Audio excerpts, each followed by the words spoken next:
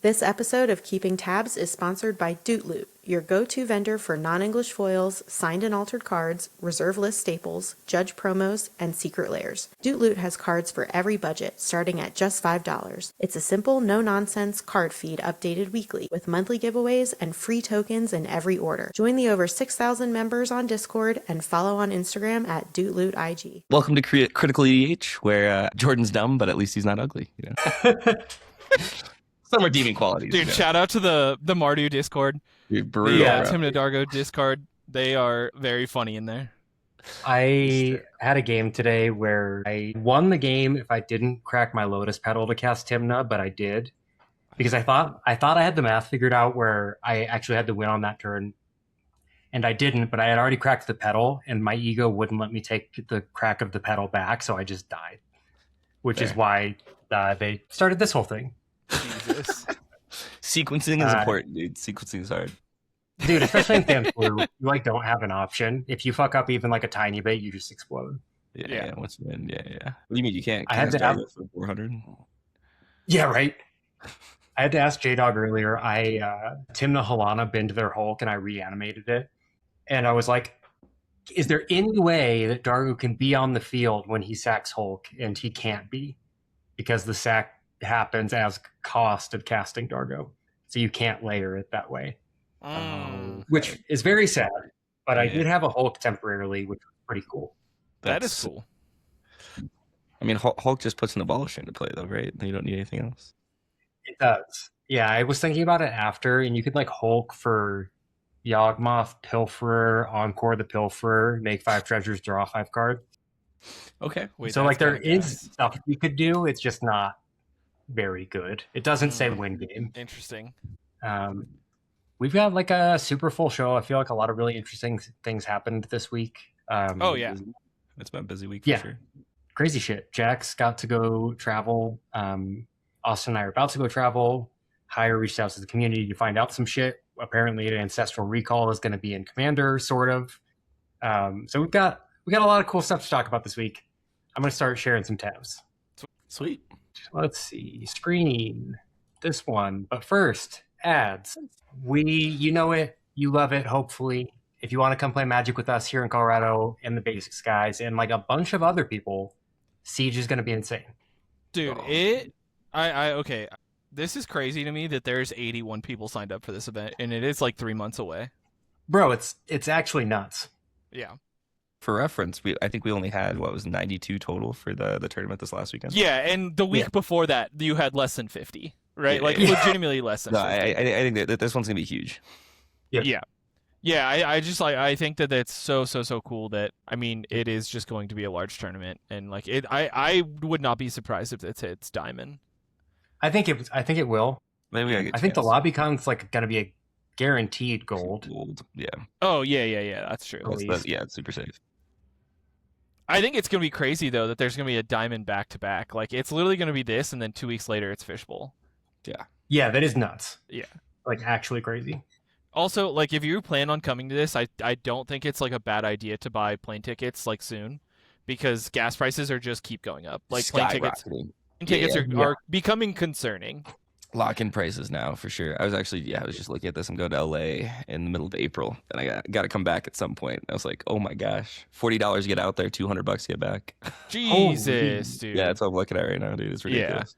Yeah, we just bought plane tickets to go to a wedding, and it's $400 to go to Yosemite, and I was like, that's crazy. Well, for reference, Cali flights from here are usually less than $100. Yeah, 60, maybe $80, right? Yeah. Bro, I'm so glad we bought our flights to Japan 3 months ago, because I'm sure they're double now at least. Dude. Oh yeah. That's crazy. Yeah, 240% increase, dude. I'm good.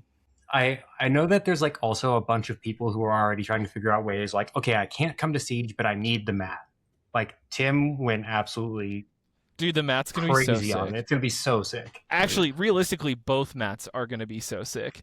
Abe's is also fucking dope. Abe's is also sick. He was talking to me about it while he watched me draw 30 cards and have 50 mana and be unable to win the game on Friday. So that was really sick. Dude, this is why I retired. The TNT dream, dude. That's why I'm playing Farm again. Yeah. It was actually so bad. go play the list that I fucking set up for you. It's gas. It is sick. It is sick. But who knows what any of us are going to be playing at this event, because the meta seems to be changing like really fast. Oh my to gosh. me. Yeah, I do think that there's a good chance that I'm playing Rogthras. Mm. I'm currently fucking loving playing my deck. Hell yeah. It's sick, dude. Dude, It's I really gotta cool. find a deck that I jam with again. Dude, I'm in Only the same boat, Jax. It's hard. Yeah, dude. We'll find it. We'll find it. We'll keep playing stuff, dude. You know what actually like convinced me that I really enjoy my deck is subtletying Jordan twice in one turn. Bro. Okay. Brutal.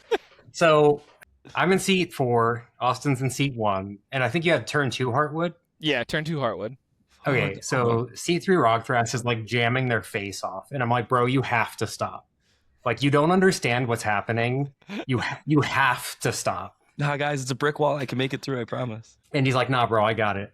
Did not, in fact, have it.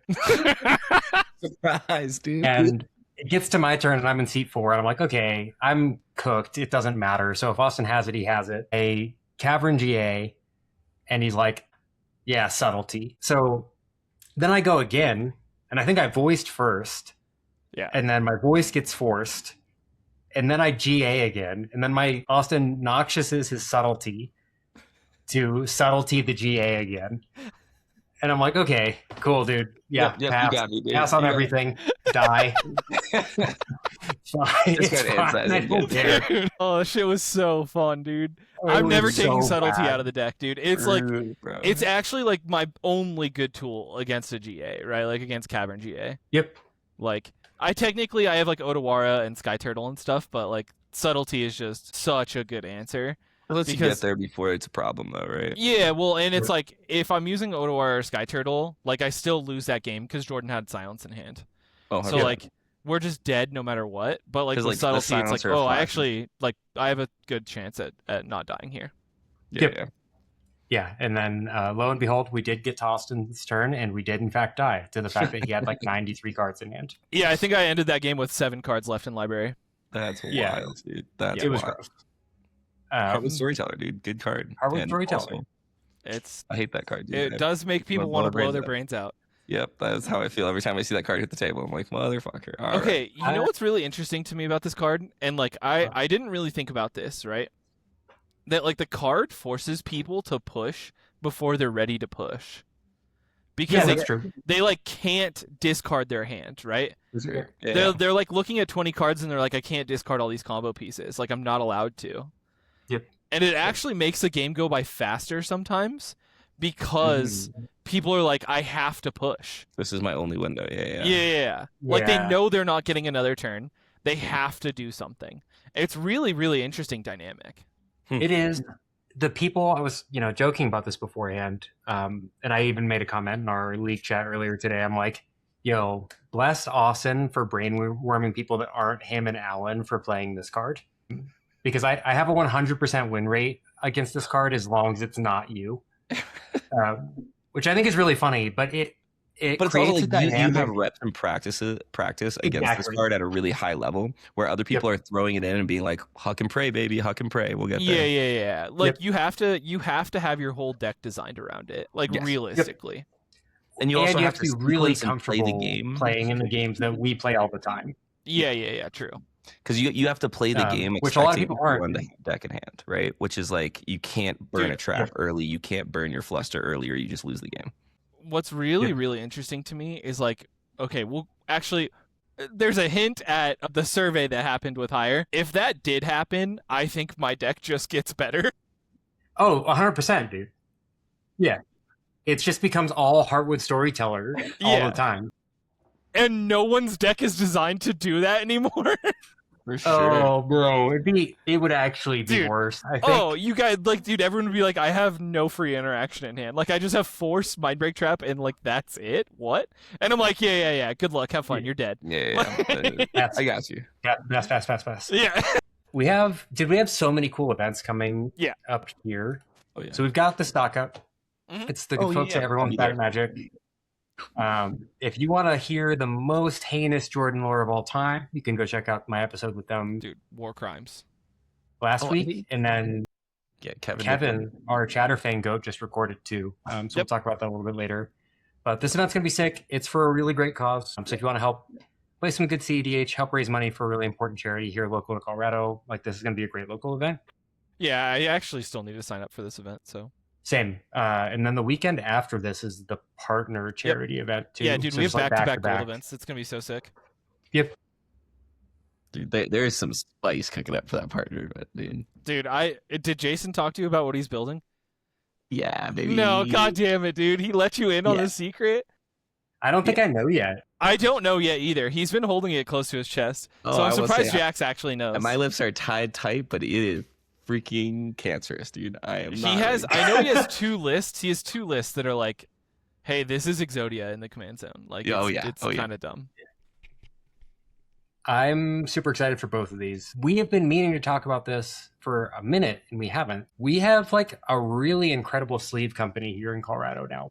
Oh, hell this yeah. is the only thing my cards are in right now. Like, this is this. I will probably be in these guys for forever now. Like, they feel so good. Yeah. Mm-hmm. I 100% agree. I didn't drink a sleeve the whole tournament. Really good. Yeah. It's the old Dragon Shield factory, right? Like, I think is what. So I also like I have every single deck in these. Before they even like they sent us a case, like full disclosure. And before they even did that, though, a couple of us had tried the sleeves at it was Rumble for me the first time. Yeah. I got some from Kevin. Mm-hmm. So it's old Dragon Sleeve factory, but it's also they're trimmed so it doesn't have a bunch of the extra shit at the top like that the Dragon Sleeves do. Yeah, these sleeves are just really, really nice. Like I don't know what else to say. Like other than these are definitely all I will be using in the future. Yep. Dude, and yes, we are sponsored by them or like are given free sleeves, but like these are what I would be buying as well, 100% now. So and there's also the piece of supporting local Colorado companies all day long. Absolutely, yeah, and we're gonna be doing some more stuff with them in the future. I know that we're like looking at trying to get some like crit sleeves. And, bro, I can't wait for the crit sleeves, dude. I know that there's been like some talk about Jordan. Stop me if I'm not allowed to say something right now. You're fine. Like there's been some talk about having like a tournament sleeve box, which is like 120 sleeves, so you have your like sideboard and it'll come with inners and like a larger like sleeve box, and it'll just be like strictly straight up like a critical EDH like designed tournament sleeve box, which I think is really cool. That's sick as fuck. I'm so stoked for that. They have new colors coming in April. I think they have Perfect Hards coming. And a couple other things coming new. So if you want to check it out, the company's name is Sentry Sleeves, but the web page is tamedog.store. We'll put that in the doobly-doo. But they're great. We love Sentry. We're super grateful that we got the opportunity to work with them, and we hope you guys like it too. So go check it out. Yeah. It's great stuff. Ducky, the man, the myth, the legend, continues to make sick altars. I haven't seen these yet. Holy cow. Wait, dude, Jax, have you not... Okay, look at these fucking sleeves. These are 2 altars that are up for the league pricing right now. Holy That's shit. Like the dark ritual, is insane. Bro, that's the dark red is crazy. Like, this is a Flusterstorm that's like sick too. Like, dude, there's some really cool stuff in the league right now. Dude, the bling is so real, bro. We have Shorekai and Silence also up for the league for this month. Dude, that Silence is freaking I am dope. trying to get my 10 games in and try to top 16 because I want this Dark Ritual. Oh, the Silence is nuts. Dude. I want all of these cards realistically, except for Shorekai, but that's that's whatever. I'll take them. You don't want to get in the robot, bro? No, I'm Dude, not into it. But yeah, Ducky, he does really cool work. Just reach out to him. He goes through either their Discord or their TikTok shop, and it's like very affordable for these altars. Yeah, I was gonna say that was what I was just about to say. I was like the prices on those are that's awesome for an altar. Yeah, it's good stuff. Yeah. Also, Ducky's supporting someone in the cEDH community, like, it's always good, right? All do. Chip.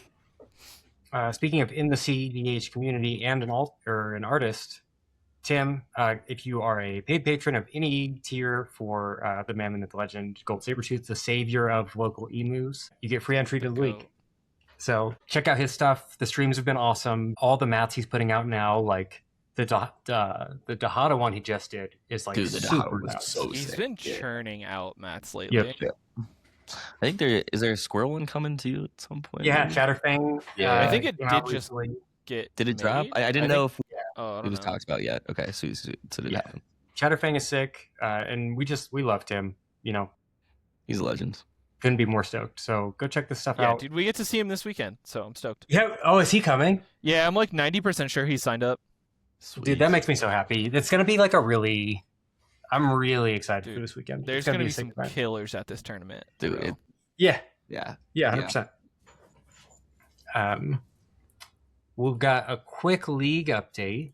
Oh shit! Wait, dude, the Boyle's at 205. Oh, we might hit diamond. If we hit diamond, that's so sick. They've gained like 30 people in the last day. Like that's huge. Cow. That is huge. Because this is the biggest event I'm going to be at. Well, actually, at this rate, cEDH might be a diamond too. But this is the biggest event I'm going to be able to go to before the NV, I think. Oh, sick. Oh, okay, nice. So I'm super excited. It's getting that big. Oh, are you not planning on going to Fishbowl? Oh, I guess I am. I forgot about Fishbowl. That's going to be. Diamond. I'm just assuming that will be a diamond as well, just because I hit it twice now. So. Yep, we hit like a really huge milestone. We have been like knocking on the door of 600 people for the league for I don't know 4 months now, and we did finally cross 600. So thank you everyone that got us there. Sweet. That's super sick. We're trying something new for the March League. We're doing it for the rest of March. So you have 6 days left. There's a free trial. So if you join the Discord and file a ticket to get entry for the last week of the league, that is going to be an opportunity for folks that we've never offered before. Wow, sweet. That's been really cool. That's been a lot of fun. Heck yeah. I don't know if or when I'm sure at some point we'll show standings, but we haven't yet. So I don't know. People have been like pretty mixed bag on this. I think it's cool. I kind of like not knowing. I will say, I think that in the first like 3 weeks of the league, it was really interesting because like obviously like we're privy to that information, but the gulf between like top 16 and the rest of the field was like very small, like way smaller than it usually is. Interesting. And like I think people were like comfortable and like they shouldn't have been. Yeah. But now it's kind of gotten pretty normalized at this point. I think it's gotten a lot closer than it was like a week ago. But like there was 200 points between like 16 and 80. Oh wow. Yeah. It was crazy. Holy shit. Okay. Cool. Yeah. Yeah. Cool. Yeah, and still, oh god, this pod. I've played so many games with Pat and Matt lately. Yeah, just don't expect to ever hit a Hulk because they both run Trickbind. Dude, I swear to God, the last 7 games at least that Fiesta has spectated of mine, he joins the lobby to someone just randomly unprompted talking about Trickbind. That's so funny. And he comes off mute to just be like, I can't escape, bro. Yeah. That's awesome. Yeah. The league's been awesome, and we are finally doing something we've been talking about for a while for next month. Sweet. So we're going to have Fringe Sprint for the last week of April? It's like the last week and a half. Yeah. Okay. Oh, well, we should probably fix our time travel problem here. Oh, hell yeah. But yeah, April 18th to the April 30th. Mm-hmm. Yeah. We're going to have Fringe Sprint. So the link to this will be in the description. I'm not going to read the entire ban list for our audio listeners, but it is extensive. Yeah, so I will say I think that like obviously like we took the list from our local Fringe Fest, which has like some very pointed at bans for certain players. For sure. Yeah. And like, you know, obviously we could have taken those off, but we wanted to kind of have this as like a living list for the Fringe no matter what. And so I think that like having the no more than 3 colors allowed in the command zone, no more than 1 card in the command zone rule is really, really cool. Yeah, I like that a lot. But I'm already interested in like seeing what people are like kind of building. Like people in like the Discord chat are already like, what about this? What about this? What about this? And I'm really excited to see some of these things happen. So 100%. Yeah. No, I think it makes a lot of sense. And then one other thing too is whoever wins the Fringe, whatever commander wins the Fringe Fest usually gets added onto this list. Absolutely. Yeah, it gets banned the following year. One other thing, dude, I completely forgot about this. Yidris is just banned twice. Yeah. Yeah, because like he is a 4-color commander, and I thought I took out all the other 4-color commanders, but really nope. funny. Apparently Yidris, I was just like, no, fuck Yidris, that bro. card. That card, dude. Bro, I loved that immediately Kevin was in our Discord like, guys, please let me speak to the manager. It was that into Elisha, right? We hit Chatterfang into Elisha, right? And so yeah, it's just, I can't play, you know? Yeah, But I mean, like, dude, we banned Helga, bro. Like, get over it and play something worse. You know, Bro, like, give me Derevi back. Come on, Derevi's not that bad. What is tilting though is that Logan can play Maelstrom Wanderer, which I'm like, no. We should add that to the list as well. Yeah. He has to win first, you know, and then after he wins it. Yeah, that is true. But yeah, I'm super stoked. I'll also like this. All the proceeds are going straight to either prizing or the judges. So this is just like another nice little thing that goes straight to the judges, which I can't thank them enough. The shit that they deal with sometimes in our league at very random hours of the day, I can't thank any of them enough. Specifically, like there's been a few of them that have really like stepped up in the last like few months, and I just want to thank them personally. I love like all of them, really. Yeah, it's been really cool. I play a lot of games with J-Dog, who's just like a great person to play against, and also he's a phenomenal judge. So now I just like ask him questions randomly about like rulings and stuff. Yeah, but he's on like all the tickets. We're so fortunate to get to work with such incredible judge staff, and it's same as December Sprint League. So judges will get paid out a little bit more, and we used this example of $1,200 prize pool for December as well, and it ended up being like double this, I think. Yeah, I think so. So it'll be super sick. Yeah, I like also just like the stuff that we learned from our judges is just so insane. Like I learned some weird interactions with Necropotence and Trickbind. Oh, okay. Today or yesterday, maybe 2 days ago. Did you know that when you say I'm going to activate Necropotence 30 times, you're not actually holding priority? No. So you are insinuating that you are starting a loop of activating Necropotence, and then if no one passes, then you are activating Necropotence again. So if you say I am activating Necropotence 30 times, someone can Trickbind the first activation, and you can't do anything about it. But if you say, hey, I'm going to hold in priority in between each one of these Necropotence triggers, or each one of these activations, then they can't do that. Interesting. Okay. That's really funny. I was like, what? Like, it's not implied that I'm trying to hold priority there? And me and Hire were both in the channel being like, this isn't right. And we had multiple judges be like, oddly enough, in every other case, this is exactly how this works. So unfortunately, that's how it works here. And I was like, wow. What? Okay.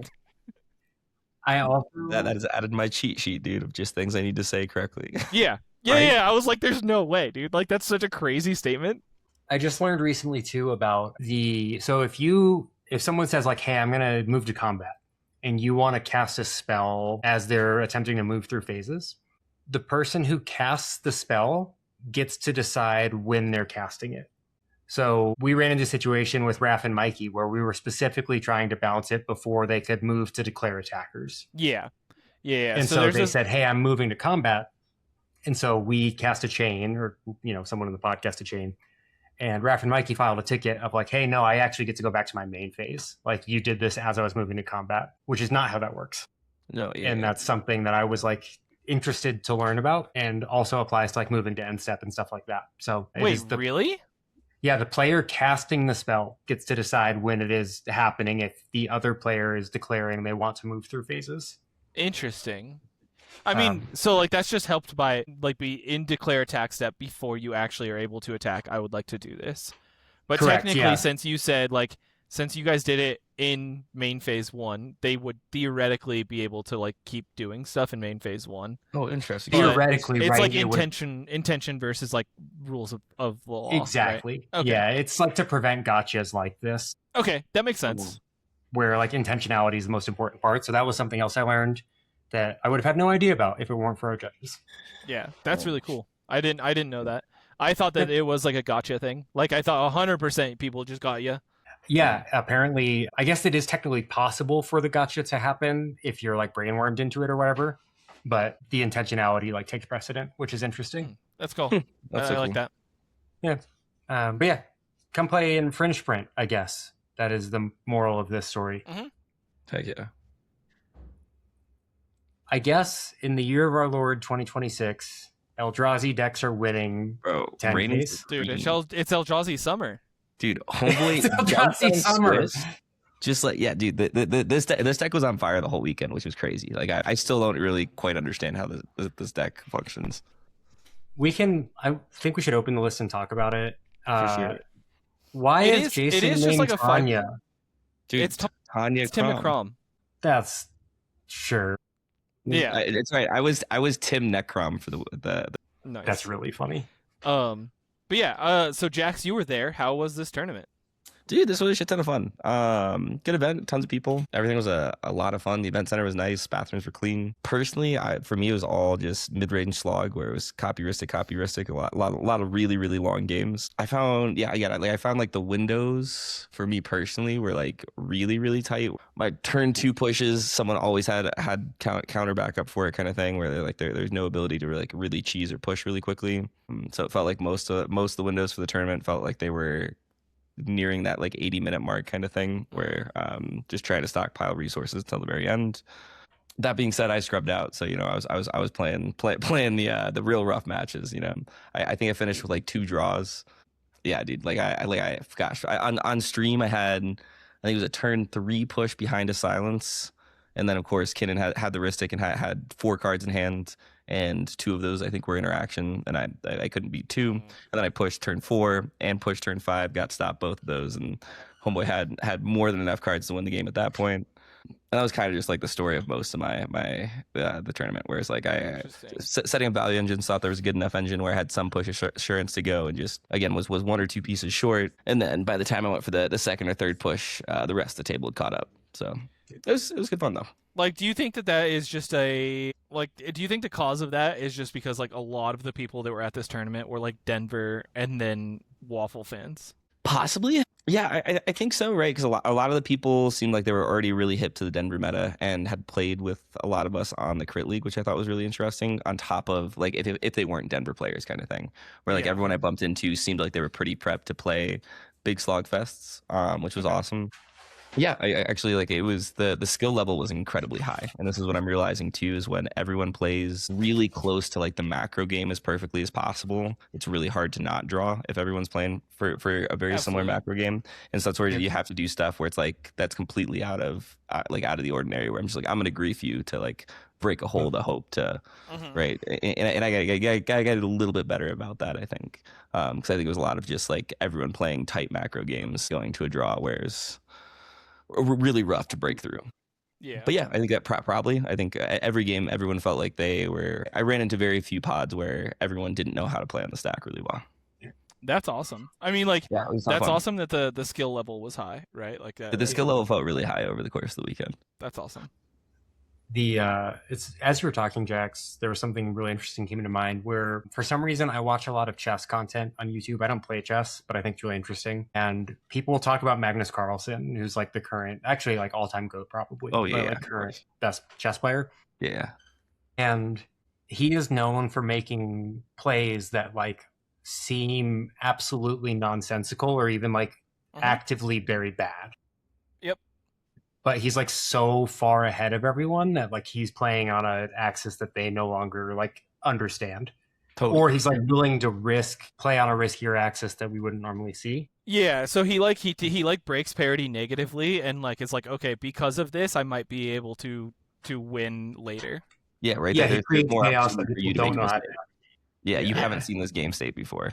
And I think we're starting to get to that point now that I'm seeing, like, at these tournaments, I'm starting to see a lot of the same players too, right? Like, not even the same players that are like top 16, but just like out of like just like really, really good players that just show up to all the tournaments kind of thing. And I think there's a lot of that now where like people are getting comfortable with a lot of the play patterns. And so you got to do something slightly different. Like, I think this is, besides Kevin being absolutely goated, I think this is where like Chatterfang got in, right? Where just like continued to be a little bit of the brewer advantage, where it's like, oh, I know this guy has a counter spell, but he's letting my cord resolve, right? Is like a lot of things like that. Dude, you know what's crazy is this meta is the meta that Semi-Blue would thrive in. Oh, for sure. Yeah. Yeah. Like straight so up slow. Like someone always has the piece for the turn 2 push. Yep. Right? Like everyone is mulling really responsibly, at least was what I was seeing over the course of the tournament. Like legitimately, this is like if I took Helga to this tournament, depending on like exactly, like if I was in your pods playing Helga, I think I just like win so many of these games. This is where I was looking at Derevi a little bit again too, where I was just like, dude, flash creature combos might actually have a spot again. Yeah. That, like, feel really good. mean, that's why I like Rock Thrash was good. That's why I think Cradle Farm TNT is like pretty well positioned too, because it just like doesn't play into that axis most of the time. For sure. Also, like, I just love this era we're in of like seeing really weird shit in top 16s all the time. Crazy shit in top 16, dude. Like, what is this? The Bruce. That's Bruce Jesse. Kamal. A 5-drop and a 6-drop in the Wait, zone? no. Hey, he's been doing so well with this list for like months now. Yeah, he got like 20th at Fishbowl. Like this is the Stacks player that plays that's running just JMD Grid. Oh, sick. Yes, no, I did meet him. Yes. Yeah. Okay, Like, we didn't play a game in He's live. been crushing with this list, dude. Dude, yeah, this list has been on fire. Okay. I am like semi-hip to it, where I've seen it twice, but like I'm still blown away that this just raffle stomp Swiss. It dude, is 100% a Stacks list, right? Like, no, it's like the win. I think it's like the main win con is combat damage, dude. Like it's like hitting someone for like 30 damage. Yeah, he's trying to Kamal. Crazy, bro. Yeah. That's working, dude. It's working. Actually, nuts. Dude, Surprise, dude. Collector Oof is a really fucking good card right now. Yeah. Dude. We had like if you look through this list, you'll see a lot of names you recognize. I think it's hilarious that Luke and Hazen are next to each other, but Luke was playing Aang. Oh yeah. Yeah. I just think that's really funny. Shouts to Fisher, one of the Splendid Resources guy in Fort Collins, made top 16, and also Shout just because I'm biased, like, oh yeah, Sam Black, like, yeah, switching decks too on Ragesh too. Yeah, I mean, he was really. I just know that through conversation, he was really, really intrigued by this after the midseason invitational. Mm-hmm. Yep. And has his own spice to it. I'm not going to ruin or talk about it. Yep. I don't even think he was actually currently playing it yet, but he's got his own take on that deck, and it is scary. Yep. I played against it in LobbyCon, dude, at 2:30 a.m. You know, the third time the deck got shuffled, I was like, all right, I think I'm good to call it. I think you got it. Yeah. When you're playing your best Magic usually at 3 a.m. Oh, Yeah, of course, dude. Yeah. Dude, I also think what's really cool about this tournament, if there is 0 blue farm in that top 16. 0, Yeah, bro. Blue farm got dunked on. Blue farm's washed. I took the wrong deck, bro. I'm done. I mean, realistically, I'm going to be very honest, right? Like, I'm going to be very, very honest. Like, taking blue farm into Kinnan land, right? Because it's waffle territory. Yep. And blue farm has such a bad matchup against Ragesh. Like, if people are like trying to plan like the double Rystic Study, like they're just doing the blue farm plan way better than blue farm. And like blue farm either needs to speed up or cope up, and like there's no in between. Cope feels really good, I think. Okay. Yeah. So for people who don't know what Cope Farm is, it's like really indexing on like higher levels of interaction, copy Rystic, copy Tithe, play the late game, like do all the things that Ragesh is doing. But even then, like even Cope Farm was only running like 16, 17 pieces of interaction. Yeah.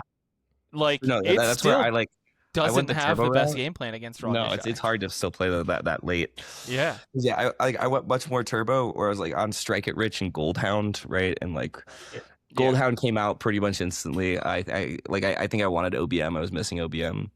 That makes sense. But yeah, I don't know. Like I think I don't know. I played Rogsai in the Redemption event, so I think I'm gonna stick to Rogsai for a little bit and see how it does. Nice. I think probably still a little rough into these matchups, into like Ragesh and stuff. Like I'm terrified. But like, just because like they have wise, yeah, it could just be a lot more parasitic, which is just how I'm gonna play the game. I think a little bit more now, where I'm gonna push turn 2 or stare into space for 40 minutes until the window pops up until again. the window is there. Yeah. One of the coolest things that the Dargo Discord does is when someone gets top 16 at an event with more than 64 players, they're like the color of their name changes. Oh, sick. So Avery is someone that's like been playing Tim Dargo for a long time, and I just wanted to give a shout out to him for getting his red letters this weekend. He was like really, really excited about it. It was super cool. Nice. Good stuff, dude. And yeah, let's look at Eldrazi, I guess. Heck yeah. Yeah, I'm talking with Andre on Friday. We're gonna go really deep into this deck because he's been brewing this for like a while. Like this has been a pet deck for like a long time. Like I think like pretty much since it came out, kind of thing. And he's been working on it, and it raffle stomped Swiss, and he just kind of kept going, you know, which was crazy. It's interesting because like if you there's kind of two things happening when you look at the deck. It's very clearly like recognizable 5-color good stuff cards. Mm-hmm. And then just like weird shit like Dimensional Infiltrator, Glaring Freshraker, Corral Attentive First Year, like lots of interesting stuff. And this thing just goes infinite with a ham sandwich kind of thing. And it's Yes. all activation. Like it's all activation. So once it starts going, there's nothing there. It's really, really, really, really hard to stop except for like trick bind and stuff. And so it's kind of, I think that one part of it is definitely a little bit of the brewer's advantage where like I'm not quite sure if anyone else at the table really knew what the deck was trying to do. And on top of it being like once it starts going, it's incredibly hard to stop. And it just being 5-color good stuff that just can continue to grind. I will also say that final pod, he did have the nuts too. Oh yeah. Like it was like, oh, it is immediately game, a 3v1. Like yeah. Which, but again, right? Like the fact that this is a commander that I don't think anyone has seen in like a competitive EDH game, right? Just having the nuts on in a finals game is terrifying. Yeah, I think like if I sat down and I saw this, I would just be like, oh, it's 5-color good stuff with like some random Eldrazi stuff, which is exactly what it is. But for sure, I don't think like you're probably not expecting to see what it actually is. I do think that if I like saw Delny, I'd be like, oh, fucking red alarm bells are hitting my face right now. All right, like, so this changeling card though, I've been seeing a lot. Oh, Omni Changeling is gas. It's so good. So Smalls was running it too. Like I've seen this a couple times over the course of the tournament. I had never seen this card before. It just came out in Lorwyn. Yep. Okay, that's why. Got it. Yeah. Okay, cool. Yeah, I play it in Helga because it's like it's basically a free draw spell. Gotcha. And make Helga bigger. Like it's really crazy, good. dude. Like this is sick. Yeah. It's also it does mess up broadcast. Radagast, which is kind of infuriating, but it messed up Radagast. Yeah, so Radagast makes it okay. Sorry, this is like a Helga tangent here. Radagast says whenever a creature comes into play, you get to look at the top cards equal to the creature's converted mana cost and find something that doesn't match a creature type with what you currently have in board. And Omni Changeling stays a Changeling. That last line of text I didn't follow. Yeah, so I actually need to cut it from Helga because like Radagast is so necessary in the deck that like I just can't land a Omni Changeling most of the time. It's a bad idea. That makes sense. Interesting. Ulek was one of those. We'll have a video probably coming out on the channel talking to Andre and going deep through this deck because there's also some stuff where like I don't know. I took some hands at it and I was like, I have no idea how to play this, dude. Nameless Inversion is hot, dude. Bro, fucking the untap trigger is crazy, bro. Because you can double that and like that layers in some crazy shit too. Like there's some. Well, you can just like make infinite mana, right? Because you like right there. You just keep untapping. But if you have, but on top of making infinite mana, if you have any draw trigger or any of like the fresh laker triggers on the stack, the table just dies. Yeah. Right, because you get infinite of those triggers too, which is crazy. Like just so much weird layering stuff that it seems real. Like that's cool. The command, like so that's an instant speed, or does it have instant? Yeah. So both of those, right, are instant speed just triggers for this too to just keep going. Like it's crazy. That's cool. I like it. It's I'm really excited to hear you guys talk about this list because I think it's one that people are gonna read, like look at the cards and be like, I have no idea. Like I don't know. Like literally, I had someone send me the list. I looked at this. I was like, I really don't know what I'm looking at. Like I kind of understand how this layers, but like I don't even know how to sequence this, how to play this, like how like what I'm playing for, like what my macro game plan is. Like I'm very interested to do a deep dive with him on this. It really is just like 5-color good stuff with an Eldrazi package, though. Yep. Oh yeah, 100%. Like it's all interesting. Its win lines are just Eldrazi because it's not even on Breach, right? Like I don't think it is. I didn't see it. Yeah, no, it's not. No. This Ulek was printed in a precon. It was one of the MH3 precons, and I had a buddy buy it when I was playing like casual Magic, and we were just like, sure, it's like doing stuff, I guess. And then I went to like a Thursday night Magic where like someone's main casual deck was Ulek. And it's one of those cards that, like, if you understand how to abuse the text box, it is unbelievably powerful. Yeah, I do remember. I feel like I remember hearing that it had an infinite combo in the precon. Yeah, it did. Oh, okay. Yeah, which is like insane. Like I think Final Fantasy X and this one were like the only infinite like printed into the precon. Interesting. But if I'm remembering correctly, I don't think that Wizards knew that this was infinite because it took like someone playing the deck to be like, oh, this is just broken. Yeah. That's wild, bro. That they release a deck list with an infinite, no one caught it. Yep. But yeah, super sick. I'm really excited to hear the interview with you and Andre, and congrats again to the win there. This is sick. So this is, bro, it was so close. All right, so the redemption event was so much fun. Giggles the whole time. We can talk through some of the stats and stuff too. But I after scrubbing out so hard day one, and I got no sleep, dude. I was playing this on like literally zero sleep. I was like, all right, we're just here to have fun. So Jason got from Adam like a mini Rogside deck where it's like maybe this big. And I went to Baldy. Yeah. So I went to Baldy and I was like, Baldy, please let me play this. And he goes, probably not, but go talk to the head judge, whatever. And so I was like, all right. So I go talk to the head judge, and the head judge goes, flips through it, and he goes, well, they're all uniform. Screw it. Let's go for it, dude. And he goes, have fun. And so I was like, let's go. And so like the whole time he was like, this is probably will never happen again, but enjoy it, have fun. And then I sit down, and the tape pod next to me is giant Rogsai. So it's Rogsai on cards that are like freaking the full size. That's so funny, dude. The whole tournament, we were just like, we have to play each other, dude. And it was so much fun, dude. I had an absolute blast. That's sick, dude. I'm really glad funny to hear that went well, and I think that like, so yeah, the stats are crazy. Oh yeah, dude. Yeah, so that is something we should talk about, right? Is that this was testing the different point totals for different seats thing. Yep, totally. So first caveat. Really careful with looking at stats at a redemption event, because right, just like being really careful there of just recognizing people are taking this a whole lot less serious. That being said, I think there was some interesting things we take away from this, because like I'm not opposed to giving seat 4 some kind of advantage. Yeah, I agree. Did you notice, like, in your games, seat 4 playing a little bit more greedy, or did you like notice that? Definitely, because I was seat 4. I played greedy, right? So anytime I saw I was seat 4, you're wrong side. You're always playing greedy. Oh, of course, right? Yeah. That's where we're going from there. Yeah. So I guess like first one is there's a lot of conversations where we're like, well, the intention is no draws, so we're probably not drawing this game anyways. So there's a lot of that kind of like the moment we sit down at the table, everyone's like, we're just going. In practice, that still didn't quite happen. There were still some draws in it, but yeah, definitely. I think.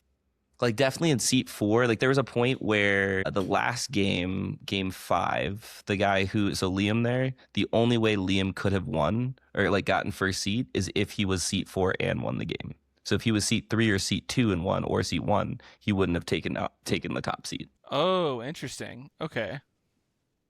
I'm less okay with that.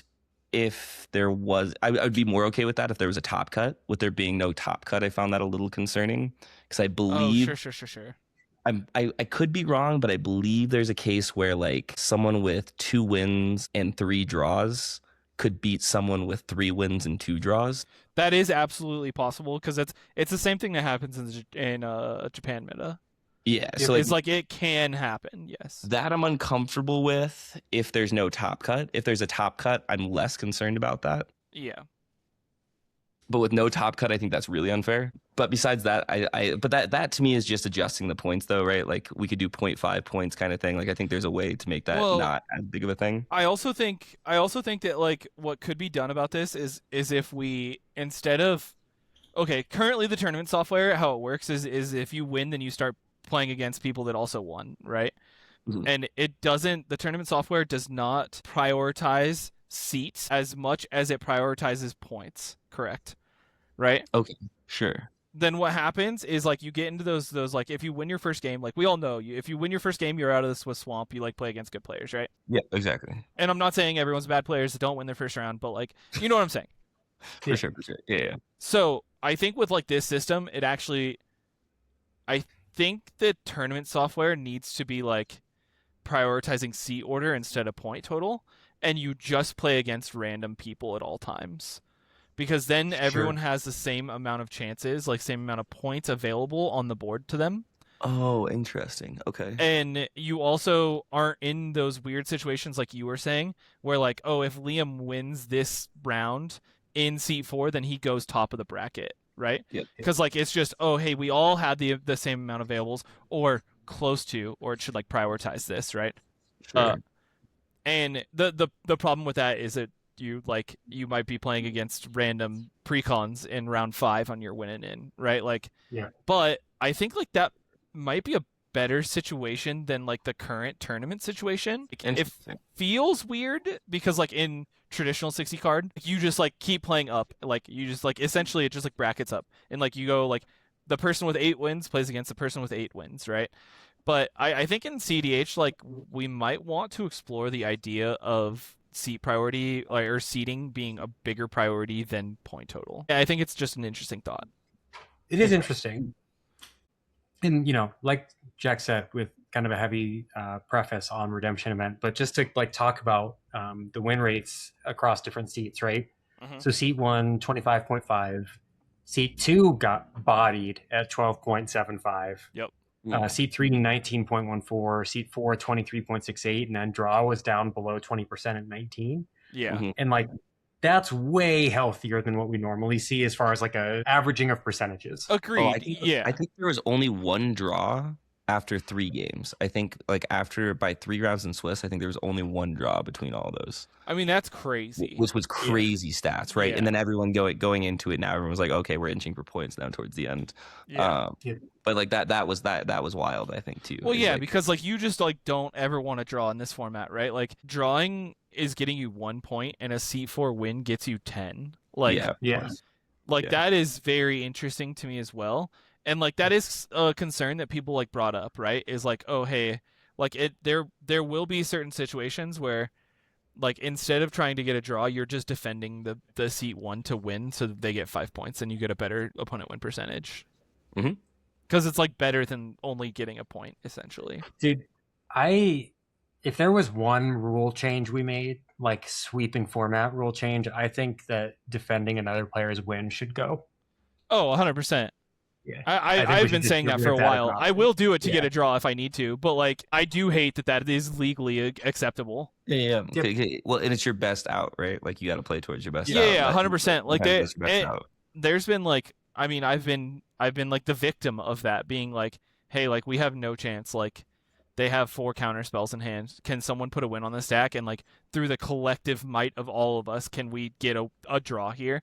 And you're like, that's so annoying. Like I deserve to win this game, you know? Absolutely. I outplayed y'all, right? For sure. Sure. Yeah, exactly. And it's just like, oh, sometimes you just like you get a draw forced on you. And like I've said it in this podcast, like I do think that I am in this spot where I'm just like, no, he can just win the game now. Yep. Like, I'm doing that way more often. Yeah, like especially like in a large like 7-round tournament, like I'll be like, no, there's more Magic to play. Like if you want to, if you guys want to play like this and want to defend his win, like understand I will not concede. Like I will not accept a draw in any way or form. Right? Like if you guys can force me to draw a card along with everyone else at the table, sure, you guys got it. Which like most of the time, that's how it can work, right? But fuck that, dude. That shit irritates me so much. Yep. Yeah, and I think draws are like important to a certain extent to the health of like the tournament metagame.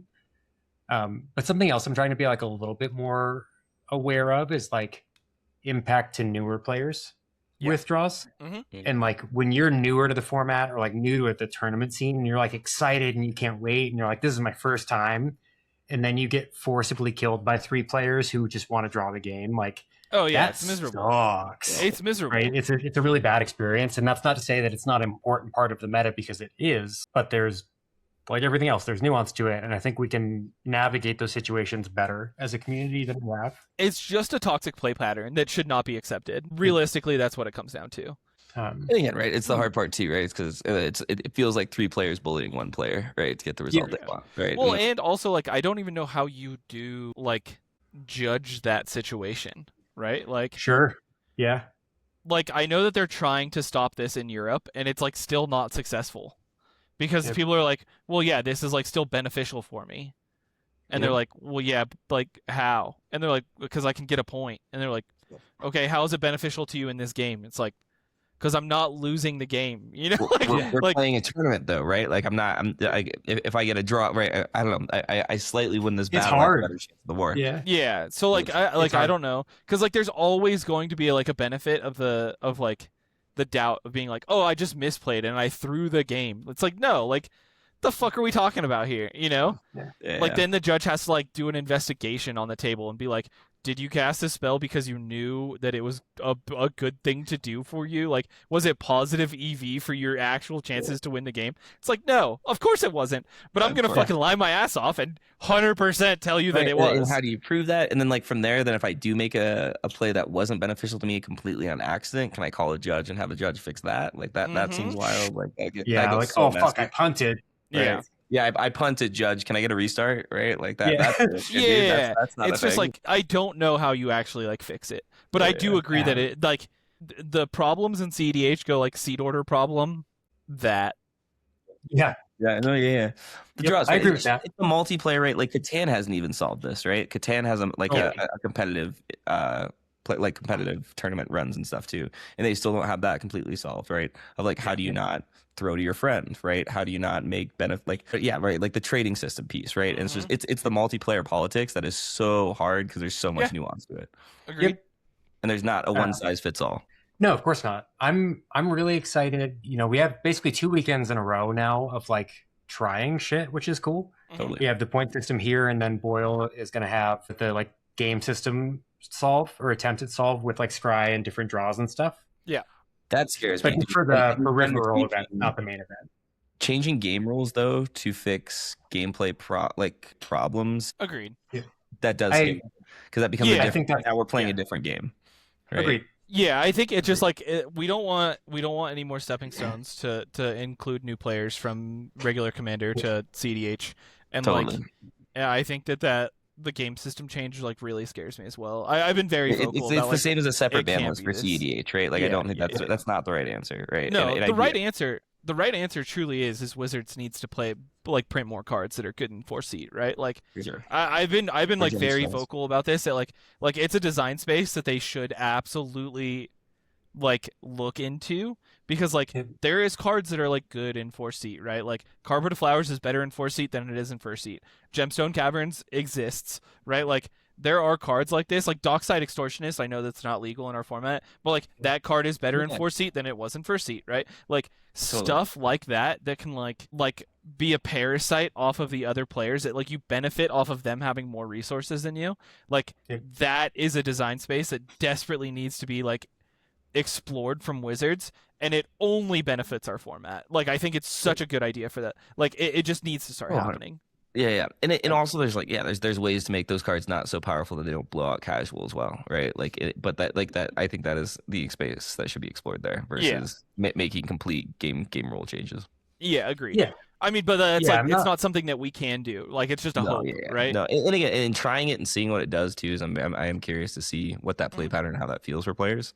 But yeah, that does scare me a little bit. I agree. I think like any progress towards like a more balanced seed order is like good progress, and however we end up getting there, like we gotta just learn.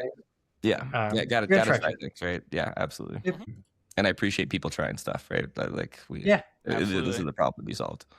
Yeah, because we don't have like, we have the Commander format panel, but we don't have like an overarching tournament body, right? Who can just be like, this is the way that you play tournament cEDH. And so we need to rely on, TOs who are willing to try stuff. So it's good. I will say I also like appreciate the open communication from like Baldy and Wayne with each other, because they are the TOs that are like running most of the tournaments at this point. Mm-hmm. Yep. And like them being the ones that are trying this is really, really hopeful. Totally. And I appreciate them also sharing this data with the players as well, that they're not gatekeeping any of this, that this is very open and just, hey, here's what we found, right? What do you guys think? Which I think is awesome. Yeah. It's great that like Ryan doesn't even really play cEDH anymore, but is like still so invested in exposing the data and like doing all of this stuff for the community still. Dude, which is so fun. I think I saw Ryan post somewhere saying that if the survey that we're about to talk about had a different conclusion, that he was like, yeah, I'm interested in playing cEDH again. Sure. But, like there's a reason why he doesn't play right now. So speaking of things to try, dude, is we should have a redemption event where Rystic is banned, right? Let's see what that looks like. Try it out. I will tell you that there are certain discords that are currently trying that. Okay, interesting. I want to see what people have ruined. Because Yeah. I'm ready for some more slop games. I'll get into it. I just like, dude, the idea of playing 7 slop games It's hard. does It's seem exhausting, like a lot, dude. right? Like, that, it's that is a exhausting. long ass day. Like I Yeah. need to bring food and water at that point, right? Like I need to expect to have no more than 2 minutes between rounds. Yeah. Dude, you just need to be like Tim and just pull out some artwork and start doodling, bro. Now Just be start like, oh ordering, yeah, I'll dude. just say, here, I'll take that card. Just don't even look at it. Put it in the pile. Just start going, yeah, dude. Next, dude. Commissions pull out a in Switch. game, dude. Commissions in games. It's awesome, dude. It's awesome. I'll bring a bottle of whiskey, dude, and we'll start pulling shots. There it is. There it is. We did anything else from Albuquerque? Do you guys want to talk about? Oh, did Waffle post photos? I don't think so. I was looking. I don't on think Twitter, the I Waffle didn't see photos my are out numbers. yet. Okay, cool. Yeah, There's seen good them photos yet. there. We'll put them on ad nauseam. Oh, also, we should just say something. In the main event, Jason, critical EDH member, Oh, yes. congrats. Like, Oh, got yes. second, Yeah. Top played of Swiss. phenomenally, Yeah. like, fucking Yeah. played so well. Played so tight, top of Swiss, and then Yeah. came into that, and again, played his heart out, dude. Kept the chud hand in the final game there, so. Yeah, that's what he was saying.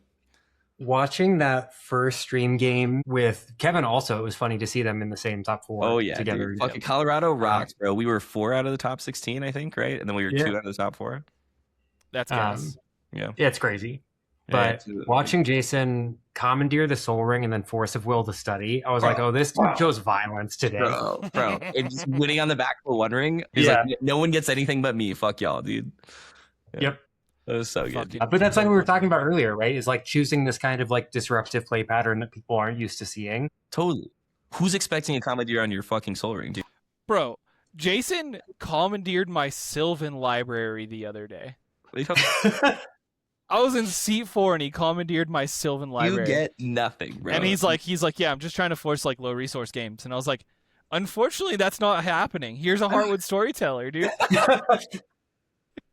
Fucking keep it going, bro. Yeah, and he's like, I wish I had my commandeer still. Yeah, dude crushed it. Always crushes it. So that was huge. Also, Super dude, excited for him. fucking Tebish, dude, was in the finals. Which Yeah. was, like, So this Yeah, was I a think this was spicy cool. ass top 16, dude. Yeah. it really was. I'm pretty sure that they are known for playing this deck. I think so. think. Yeah. Also, I met them at Breach, and Matthias is a very cool person. Oh, that's Sick. awesome. I didn't have a chance to talk to him again in games there. I wish I did. Another thing No. in top 16, like if you guys get the chance to watch the top 16 pod streamed game, you get to watch an absolute masterclass by Kevin. Oh, dude. I'm Like an absolute Kevin is a- masterclass. Just like clocked everything that was going to happen in that everything, game dude. It was and fucking played everyone like a fiddle. it's so good, bro. It's Yeah. so good. Kevin Kevin is is like like- his ass off that weekend, dude. He was on fire. He's so good at the game, dude. It's like Dude, actually crazy. The mental math of him being able to count tempo based on what interaction he's seen from you, based on how many cards you have, based roughly on how many pieces of interaction you have in your deck, is wild, dude. And he does that on the fucking fly, dude. Dude, it's all flesh and blood skill. Like Dude, that's oh, yeah. all flesh and blood skill stuff. That's why I was blown away, like hearing Kevin talk about Flesh and Blood, where he's like, Magic, it's like skill 70%, luck 30%. There's a pretty big gap. He was saying like Flesh and Blood, he feels like it's like 90-10, maybe even 95-5. Yeah, like yeah. It's just like it's almost a solved game where you almost have perfect information all the time. Yeah, Flesh and Blood, it's all about card counting is what he basically Yeah, dude. told me. And I was so like, that's Kevin just nuts. does that innately, dude. And it's crazy to watch him do that for 4 decks. That like that kid's got a brain on him, dude. Well, and it's awesome. like it's exactly why he was enjoying Rogsai for a little bit, right? Because he's like I'm playing on probabilities, and like that's all Flesh and Blood was probabilities essentially. Yep. And so like it absolutely makes sense.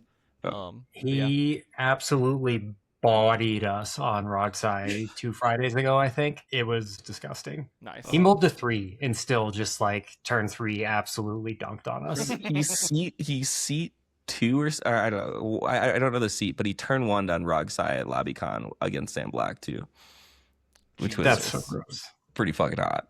Yeah, that's pretty hot. Yeah. Yeah, dude. Sick about it. I'm like, I haven't started packing yet. I need to do that, but I'm so excited for this weekend. It's gonna be such a good time. I also haven't, and I actually have to like pack for my dog too because I'm leaving him at Josh's Oh, house. sure.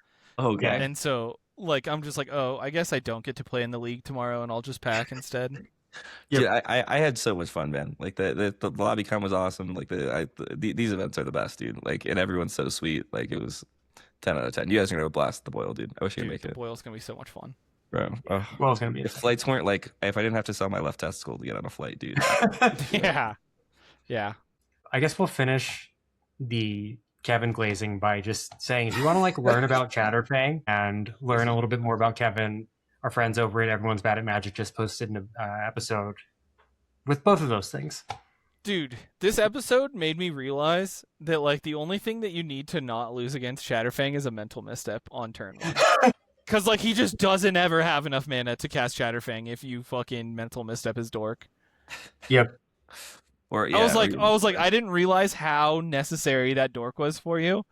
Never again. I'm allowing that fucking dork to live. Dude, you and I have talked about this like to death at this point, Austin, but there are some decks and some cards within those decks that I am learning that the only thing you put them in the fucking dirt and you move on with your life. Yeah. dude, this is Like- the Ragia Shy and Kinnan thing. You are not allowed to have a fucking heuristic study, dude. Like, I will pile a heuristic study every fucking time. Yeah. Well, or do you just like need to politic them being like you get an Esper instead of a fish or instead of a Rystic, right? Like Yeah, because right? like I don't want to lose to a turbo player, but like you can't have that either. Yep. No, that was how I played the redemption event on Rockside too, where it's like anytime I saw Daniel on like the control Rock Thras, and I was like, nope, you can't have a fish, dude. Right? I was like, no, like there's some, which I know I'm not supposed to target players. There's some players where I'm like, you with the fish, like I know this is gonna be a fucking slog fest. I need to slow you down on this one. And then there's also just some decks where I'm like, you don't get a Rystic study, you don't get like I can't let you have it, dude. We just lose the game. Yeah, it's Austin and I lost to Aang just bouncing on it on Friday. Yep. Oh no. And we had a force of will, or like I think Graham had one. It's Okay. like the only answer to that pod is force of will Aang. Sterling doesn't get to play the game and we move on. But we chose not to do that, and lo and behold, we exploded immediately. Yeah. Like you have to do it. You never give Drevi the run ring, right? There's no politicking for that to happen, right? Like it's Yeah. I mean, it's just like there's certain decks that you just like can't allow them to play the game, and like it's so weird because this is like a social format, and so you like want people to stay in the game. Like that's the traditional like consensus a lot of the time. totally. But like Rogside can't have a fish because they're only gonna draw cards to try to win the game instead of like help the table, right? Like Gwenum, you can't have an LED. Like you're just not allowed to have that. Like there's a lot of times where you just like can't allow players or decks to have the thing that they want because like they're just greedy, right? Like the decks are greedy, and so like they're not ever trying to help the table or help anyone else in any situation, and so like you just kind of have to treat it like what it is, right? Which is totally. And it's hard. Something that's really interesting as we talk about this is like I'm a heuristics person, right? Like I use rules of thumb to help me engage with like things that I'm doing or like judge decisions that I'm making. And I think the level up in cEDH is going to be recognizing that like, okay, for a long time we've had this heuristic of like don't interact with value engines, which like most of the time that is true. Yeah. However, you need to be able to, the next level of it as a player is discerning what types of players, decks, and value engines deserve respect in different situations. Mm-hmm.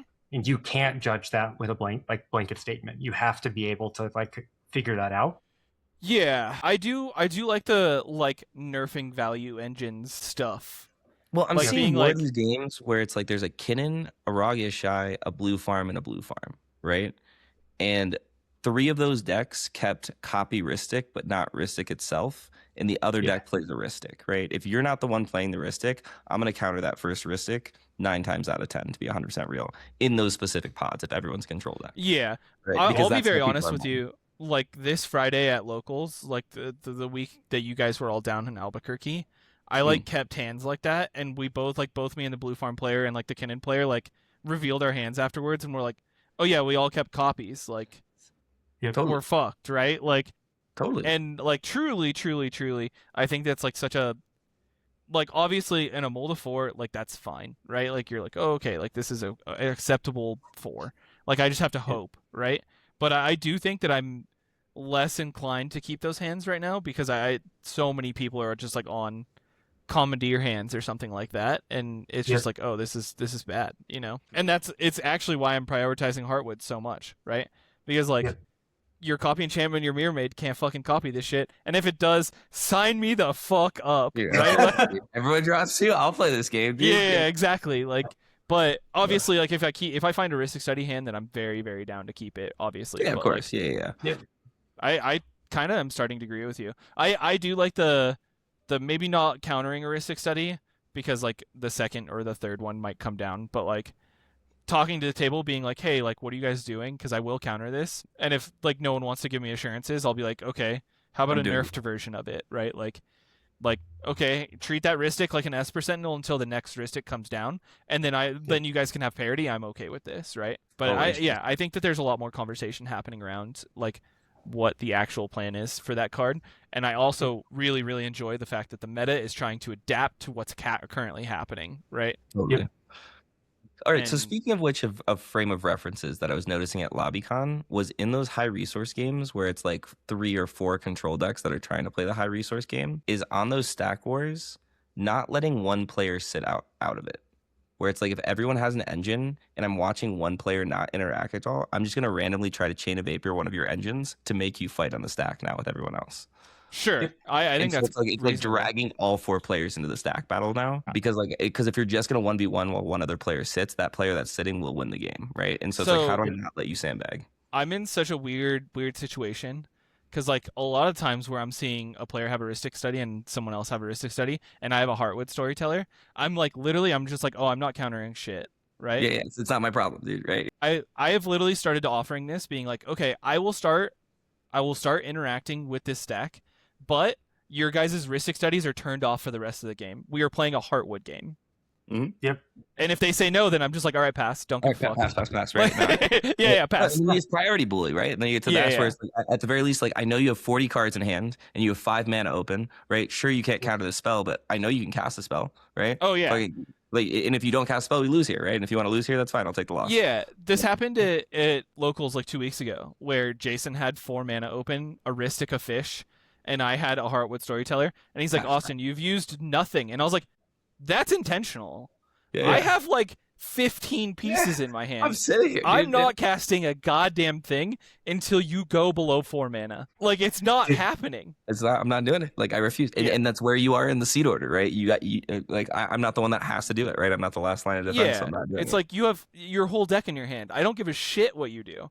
I'm either losing or losing. You're doing something before I do something, right? Yeah. Like, pass. Game exciting, don't give a fuck. Pass. Pass. Right. All right, we lose. All right, I'll lose here. That's fine. Yeah, exactly. Like, even Tyler, Tyler was like, hey, like, hand for hand. And I was like, yeah, sure. Tyler's like, you have 15 pieces, dude. And I was like, yeah, and I'm still not casting a goddamn thing. I don't care. Not over here. Yeah. Dude, we have a local Gitrock player now, who, like, every week that's what he's on. Oh, yeah. We played a game. It was me, Chris, Logan, and then Gitrock player, but we gave Gitrock player Kinnan. And I'm sorry, I'm forgetting your name, so I'm just going to refer to you as Gitrock player for the time being. But we got into that game, and it's Chris. All Chris has is a PFB and a Tithe, but he has 75 treasures. Pass. And Logan has everything, right? Logan has the complete Infinity Gauntlet. Kinnan also has the complete Infinity Gauntlet. And I realized after the fact, my mistake was like doing anything in that situation. Yeah, pass. No, but it got to a certain point where like Chris was just like, I don't know, bro, pass. And I'm like, okay, Ottawara PFB, do something. Yeah. And just like forcing him to start doing shit because I can't. This is where, like, again, I will just start, like, I'm just going to start blowing up your random shit. If you're just going to be sitting there looking at this while we're fighting over the silence effect, right, and, like, really have nothing, right, I'm just going to start attacking you, right? Like, if I can't beat the silence, right, on the stack, right, like, I don't, and no one else is going to keep doing interaction, I'm just going to, all right, well, I have a Rystic in play, so do the other 2 players. I'm going to start fighting this player then, right? And, like, that, then let's see where this goes. Dude, the random orange chants that fucking fly out, you're just like, fuck you, bro. Fuck you. Do something, dude. Yeah. What do you got? Yeah, it's interesting, like, getting to this level of gameplay where you almost have to start unlearning stuff or like introducing chaos theory into games a little bit and just like seeing what happens. No, dude. All right, so there was one game where I was playing on Rockside, which again I'm playing fucking dirty greedy, but I literally just like griefed another player to build a window so the player following would push, and I knew he would probably get stopped, so I had a window to push. Yeah, right? Exactly. And just doing more of that too, where it's like, all right, I'm just gonna knock the game off balance, right, and hopefully I win this as everything's shaking. Yeah, which is like it's kind of what I was talking to you guys about earlier today, being like Heartwood makes weird windows happen. Totally. Yeah. Because people are just like, I can't discard all of this, and you're like, yeah, I know. Like that's good. Good. Push. Have fun. You know, like let's see. Yeah. Please. Someone will have to use interaction. Like, let's do it. Yeah. Let's see where it goes, dude. Let's see if we can break this hole. I really think that there is an Opus Thief deck out there for 100% there is. I don't know what the answer to it is yet, but I do think that deck exists, and I think someone back, baby, dude. They're like we're a Thief, Notion Thief, dude. We need it back. So a Thief, definitely. I agree with that. I do think there's an Opus Thief deck out there as well. Like I 100%. I get it. Like the problem is Notion Thief is a 3/1. If Notion Thief was a 1/3, the card would be already currently played. And everything. We played the card all the time. It would be stable. Yeah. But give us Leovold, dude. I think we can unban Leovold. I think Leovold would be interesting. Like obviously people just like can't. I don't know. Like I think Leovold would be perfectly fine. I don't think Leovold's that toxic, and I think I don't know. Like I think it puts Sultai on the map and I'm better than Glorb. But I realistically don't even think Leovold sees that much play if it gets. I don't think so either, dude. But I don't know, that second line of text, if you draw a card when anything gets targeted, right? Like your board's OBM proof. Like I don't know, there's like a lot of shit that like. Yeah, for sure. Obviously, I think it's like some people would probably play it, but I just don't know. Dude, there's I think their name is Graham. Plays like a really, really controlled TNT list, but is on 5 Fairy Savage. Did he coach? Did Jason give him coaching? Because I think I played against him in the redemption event, but I could be wrong. Maybe it might not be him. It might be another guy. But they're playing like 5 Fairy Savage summoning, dude. Like they're playing some like pretty interesting stuff that we didn't have time to play like 6 months ago. But now in these slop games, like you need something that breaks parity in that way. Yeah. And we just need to like explore more of what those are. Dude. You know how you break parity? Play Stormkiln Artist, because that card is that card's fucked up. It is a fucked up Magic card. Yeah. One other thing I think I was talking to Sam Black, and I could be phrasing this wrong, but he was describing just like mindset for cEDH, whereas like early game is card draw engines, mid game is mana engines, late game is both.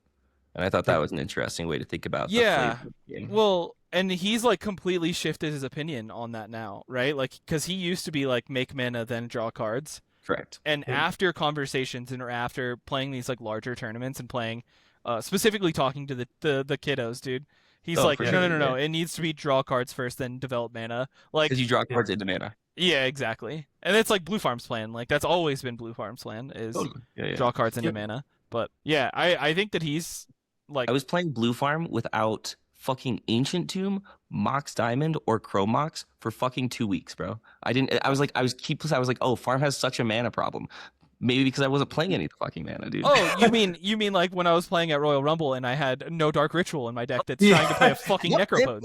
Shit happens, dude. Yeah. But Jason caught that the night before the tournament, dude. And I did like 2 locals where I played Farm on fucking with all that. I mean, at least they fixed it, right? Like, that's yeah. What, they were just in a different deck or what? No, I just like didn't put them in for some reason. I guess I have no fucking idea where they went, dude. It's all proxy, so it doesn't matter. In the Jax Bender, he just didn't know. I guess, dude. I ate them, dude. I was running low on calories, so that's what I don't know, dude. That's so funny. We apparently, sort of, maybe we're getting Ancestral Recall something. Okay. This card's bad, right? Like it's 100% awful. There's 0 chance this card sees any play in our format, but maybe. Like so, it does say Ancestral Recall though. It does. So in Maro's spoiler for like the set, this is not the only card doing this. There is a whole series of cards that is referencing alpha cards inside of the text box of the other card. Dude, give me a 4-mana balance and I'll think about it. If it's a 2-drop and it has the 2 mana balance on it, I'd play that card. I think that'd be interesting. Yeah, I don't think anyone should ever want that, but okay. Oh, have you ever played against Balance, Jax? For anyone, bro. One more time. Have you ever played against Balance? Oh, bro, I the amount of cube decks where I sack my lands and cast balance is kind of abysmal, bro. I have so much fun on balance. I personally love that card. And in a 4-player game where I can just like shit out artifacts, sack all my lands, and then make everyone discard their hands and lands, I'd be happy. I'd play that game. Okay, sorry. The card that we're talking about is Emeritus of Ideation. Ideation. Yeah. I have no idea how to fucking say that last word. It's a lot of words. Ideation. It is a 5-mana 5/5 flying ward. This creature enters prepared, and then whenever this creature attacks, you may exile 8 cards from your graveyard. If you do, this creature becomes prepared. We currently don't know exactly what prepared means, but there is the first original like look at it was that you could prepared. A creature only became unprepared once the spell resolved, which I was like, there's no fucking way that's actually the case. Like, there's no way they print you this. just slam Ancestral Recall. Yeah, it's like we're not just giving blue an ad nos. Like, no. If that's how it works, I'd play that card. Sure, because like Straw actually goes infinite. Oh, of course. Right? Yeah. So like, yes, but we have later seen that that's not the case. Again, we don't have like an official ruling on it yet. But there's now combating opinions on what this is. Okay. And then the other part of this card is that if it's prepared, you can cast Ancestral Recall. The card, essentially. Like, it is 1 mana, instant, target player draws 3 cards. You know, there might be a weird cEDH deck that tries to do some weird shit, right? Like, if prepared is a counter, then maybe there's some proliferate thing type of deck that might do something with this, right? There might be some weird fringe shit that happens. We don't know, right? Well, it's still 6 mana. It's still a lot of mana, but like you never know, right?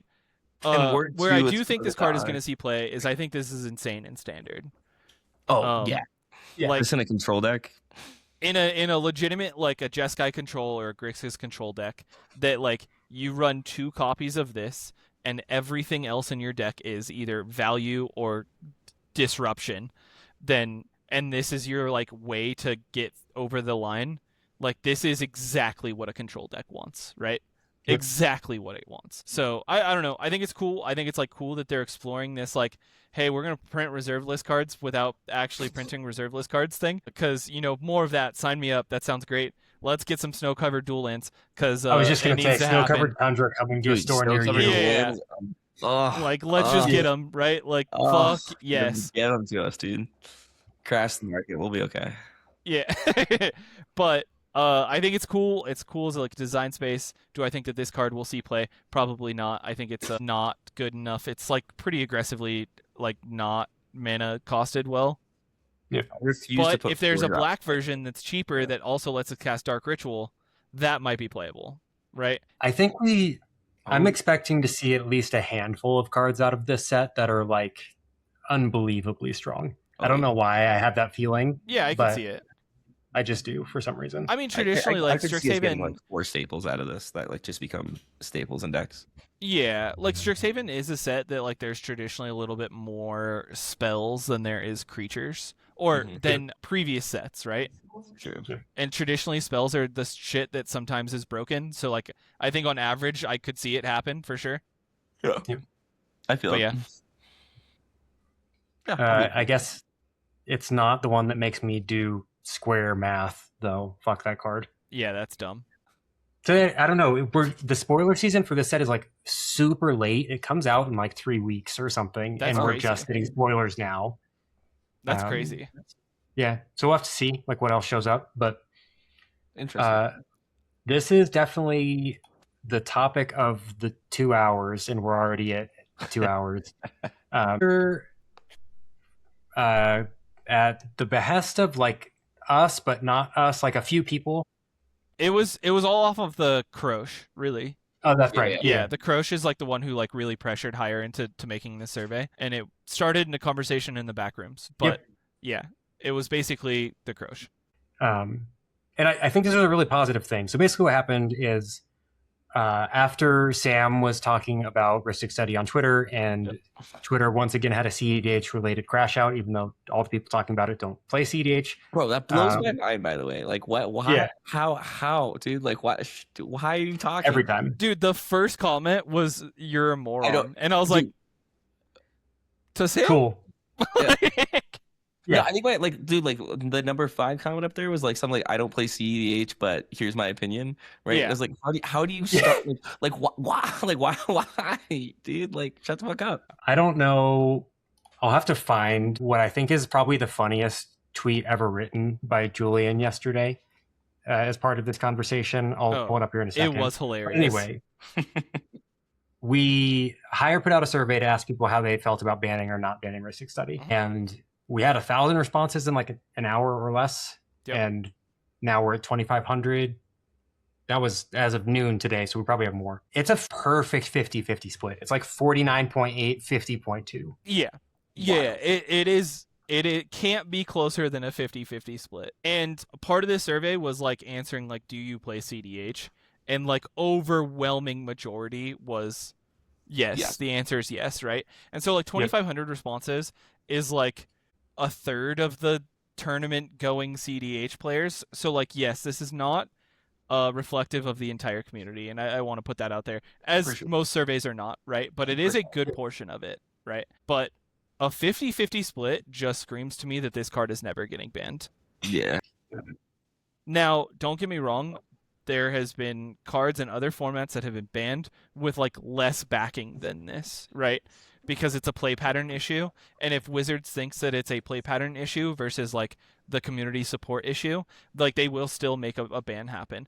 You can see this with like Sensei's Divining Top. You can see this was like Entomb. You can see this with like a few other cards that like the community was not like really rallying against them, but they're like, we still don't like this, right? Yeah. And so I'm not fully taking it off the table, but if it is just like, it seems like the Commander format panel is going to be a lot more community-driven ideas versus like a Wizards community, like driven ideas. And if that is still the case and continues to be the case, I don't ever see Rystic going, because a 50-50 split is just like, it'll never, things have to drastically change to sway enough people from the yes to the no. Yeah.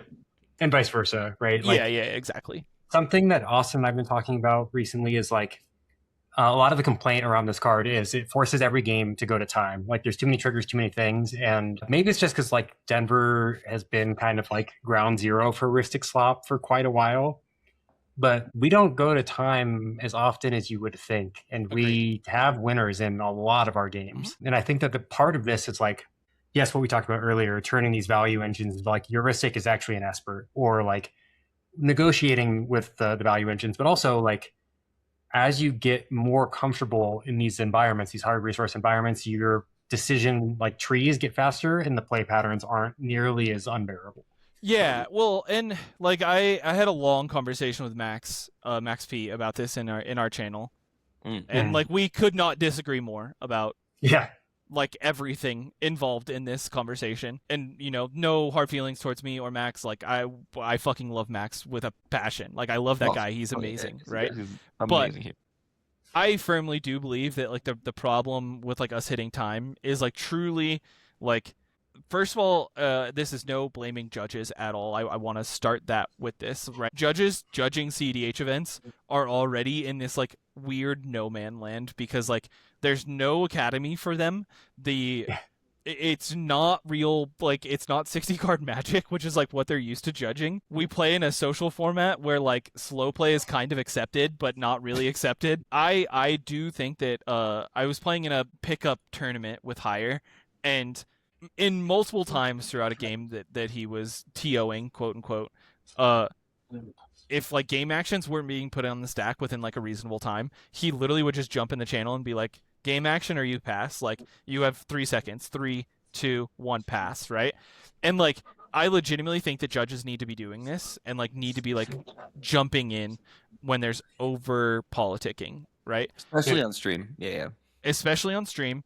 I also think that like I did the math. I don't have the math like right now on me, but like when you're playing in these like Rystic slop games, minus one very, very specific deck that we hinted at earlier, everyone has about 30-ish instances. Like even the high end, like Rog Ishai has 30 instances in their deck, right? So you have in these like long stack battles, if you were to add up all 4 decks, if they were just like playing all of their instances to completion, right, to their whole deck, like it still doesn't add up to 3 hours, right?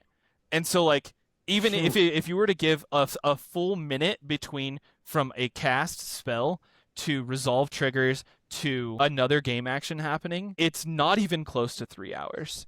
So like that means there's time wasted, right? Like in my opinion, that means there's time wasted. It does not take that long to resolve triggers if you guys are like actually resolving them, like and being conscientious about it, in my opinion, right? Like I agree with that. Like if there's Logan and we like played a game at locals and we played an 80-minute game, there was 5 Rystic Studies and a Ska and a Smothering Tithe or something like that, and the game was very close to ending in 80 minutes, right? It came to a natural draw where someone had to like offer a draw and we couldn't, no one had any other interaction there, but like the game ended with Logan having like 10 cards in his deck and I had 10 cards in my deck. Hell yeah. Like if we can do it in 80 minutes, it's possible. This is a player problem, not a card problem, in my personal opinion, right? So how do you balance that for players that don't? Because like again, we are super privileged to twice a week have reps at these high resource games, right? But you go to a tournament where someone has seen maybe one of those games total in their lifetime of playing CED. It's really hard. Like, that is the problem, right? But I think that like part of being a good cEDH player is just being able to navigate that. Yeah, okay, fair. And just like helping push that along. Like and politely being like, I need a game action, dude. Well, it's like game action or like realistically, like in a game, even in top cut when there's 3 hours or 4 hours for, top 16 or top 4, right? Depending on what tournament you're in. In a game, like I don't think that it should be acceptable for the 3 in the 3v1 to come to the exact correct conclusion every single time something's on the stack. There should be some pressure to be like, no, you have to play a spell, right? Oh, interesting. Okay. And like I don't know what that is. Like I don't like obviously chess clock. I'm not okay with that. I'm not okay with like this other this shit. is the chess thing, right? Of playing a 10-minute game versus playing a blitz round, right? Where you have 1 second per move versus But a total of 10 minutes.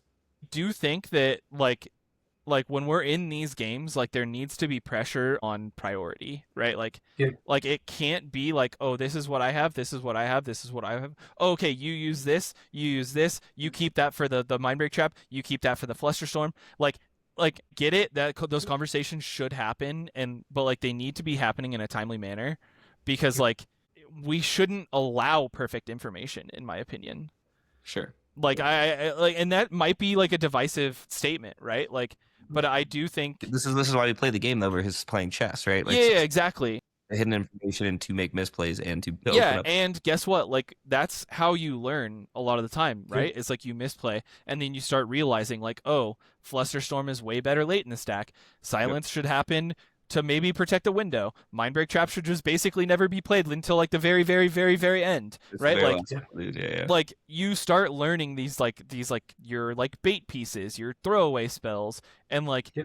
But if you're able to just like sit there as like the 3 in the 3v1, and like someone can sit there as the puppet master, aka Jason or someone else, and it's like, give me your hands. Like I don't think that should be like realistically allowed. Like maybe it should be allowed, right? But like there should still be pressure on decision making in a timely manner.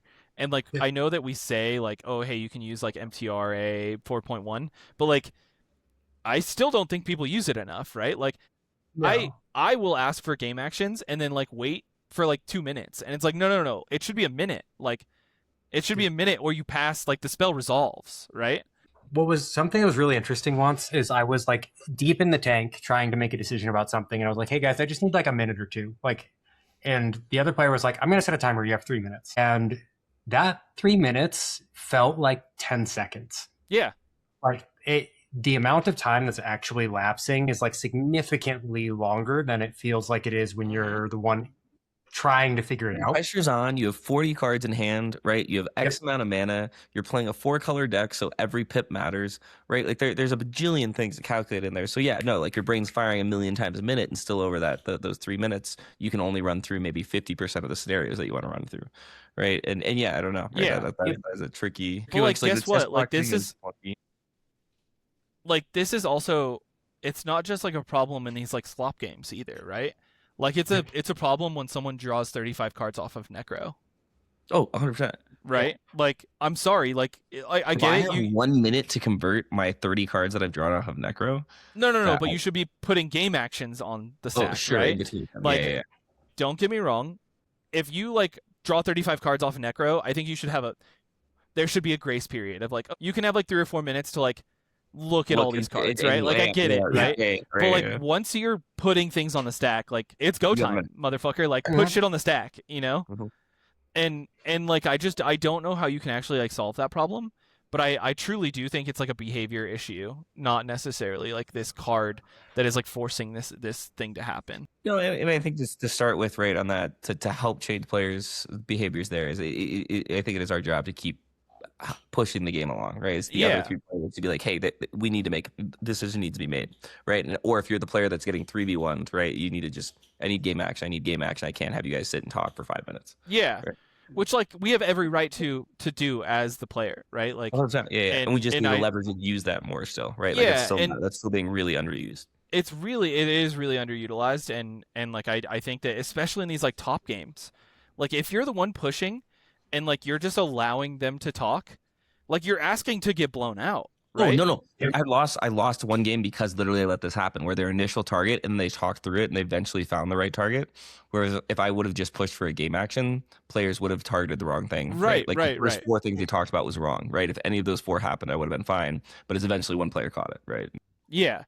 And like, that kind of feels bad to like put pressure on players to make decisions. And I know that our player base is relatively socially awkward, right? Like, absolutely. That is just kind of nerd culture in general, and like, that is not a bad thing at all. But like, and there's a fine line between like bullying, right, and like being like, absolutely, right, and doing it politely is important as well. But like, that's hard. But like I do think that, like, me personally, when I'm in these games like this, I think I will be like, I will call a judge if you don't put something on the stack, like, right now. Like, I will just, like, I will do it right now. Like, and if I have to ask 3 times, I'm going to ask a judge to wait around, right? Like, exactly. If it's the 3rd time me asking, I can't be nice anymore, man. Right? Like, and like, dude, that's the other problem, is like why I started this whole conversation, is like, I think that we need to like allow judges to like call slow play like that. Like, like, I really appreciated Hire sitting there in a pod being like, no, you either put something on the stack or you're passing. Like, the spell's resolving. 3, 2, all right, Ethan 1, at our pass. locals, though, Ethan has been wonderful at that too when I call slow play, right? Like, he'll come over really? and Ethan's been, at least for me, right? Like, if I call slow play, they have 30 seconds to make a decision, right? And Ethan will stand there until the whole stack resolves. And then that's awesome. Punchy was the same way at Breach and Breach Redemption. Punchy just like sat at the table and was like, game action, please. Yep. I mean, Punchy's the best judge, dude. Punchy's Punchy's the goat, dude. Yeah. I fucking, the more and more I've interacted with Punchy, I'm just like, I fucking love you. Yeah, dude. He is the goat. Yeah, dude. I don't know. I think there's like, God, it's such an exciting time to be doing all this shit, though. Like, just getting to figure it out as we go. Like, I love exactly. And I love that we get to talk about it. Yeah.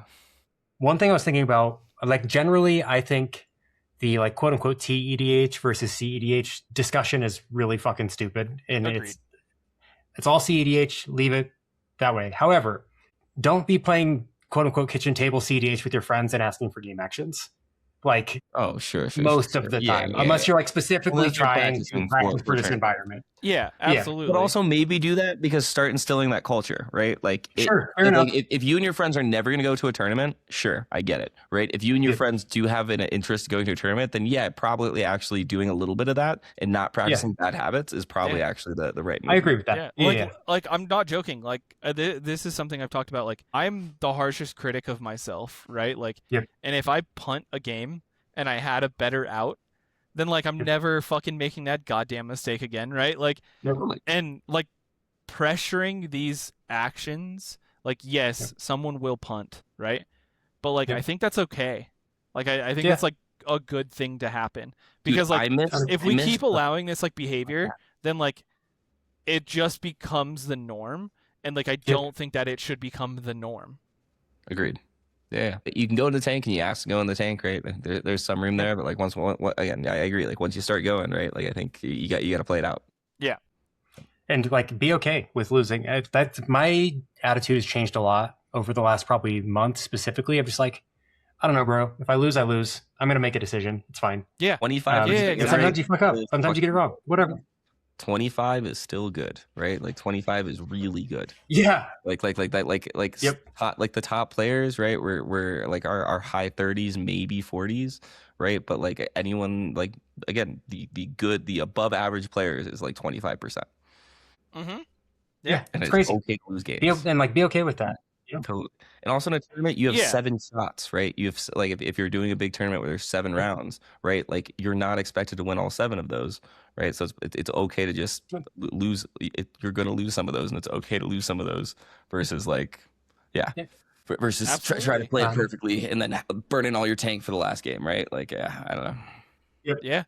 Yeah. I think this is like something that Zach talks about it on his podcast a lot, actually, on Bite Size, is like, be okay to lose and just like, hey, there's plenty of more Magic. Like, if like neither one of you guys is willing to make a deal to like to not push and I can stop the turret, like then okay, we'll just lose. That's fine, right? Like, and be like, oh well, there's always next game, and like, I think that's a really good mentality to have.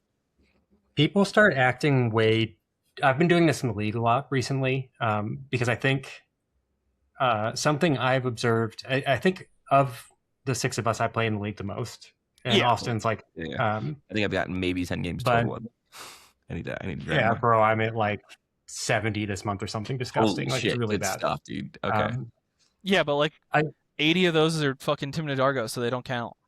Yeah, I know. I was at like 40th. I was at like 40th place, and then I played Tim Dargo all day today, and I'm back down to 100th. It's so annoying. And the deck is good. I'm just really bad at it. But something I've noticed in the league is draws get offered really fast for my liking.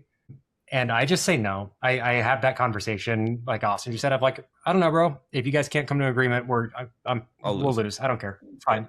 And just be like willing to say, I don't know, dude, it's okay. It's fine to lose. Yeah. Especially at online league when you can just go queue again. It doesn't matter.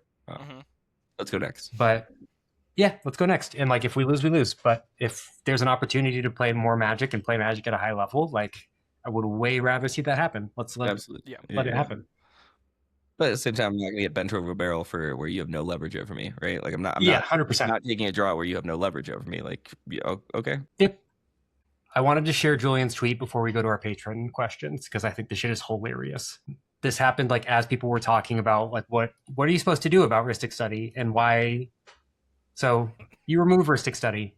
Next guy untaps and casts Rystic Study. You violently shit yourself in disbelief. Yeah.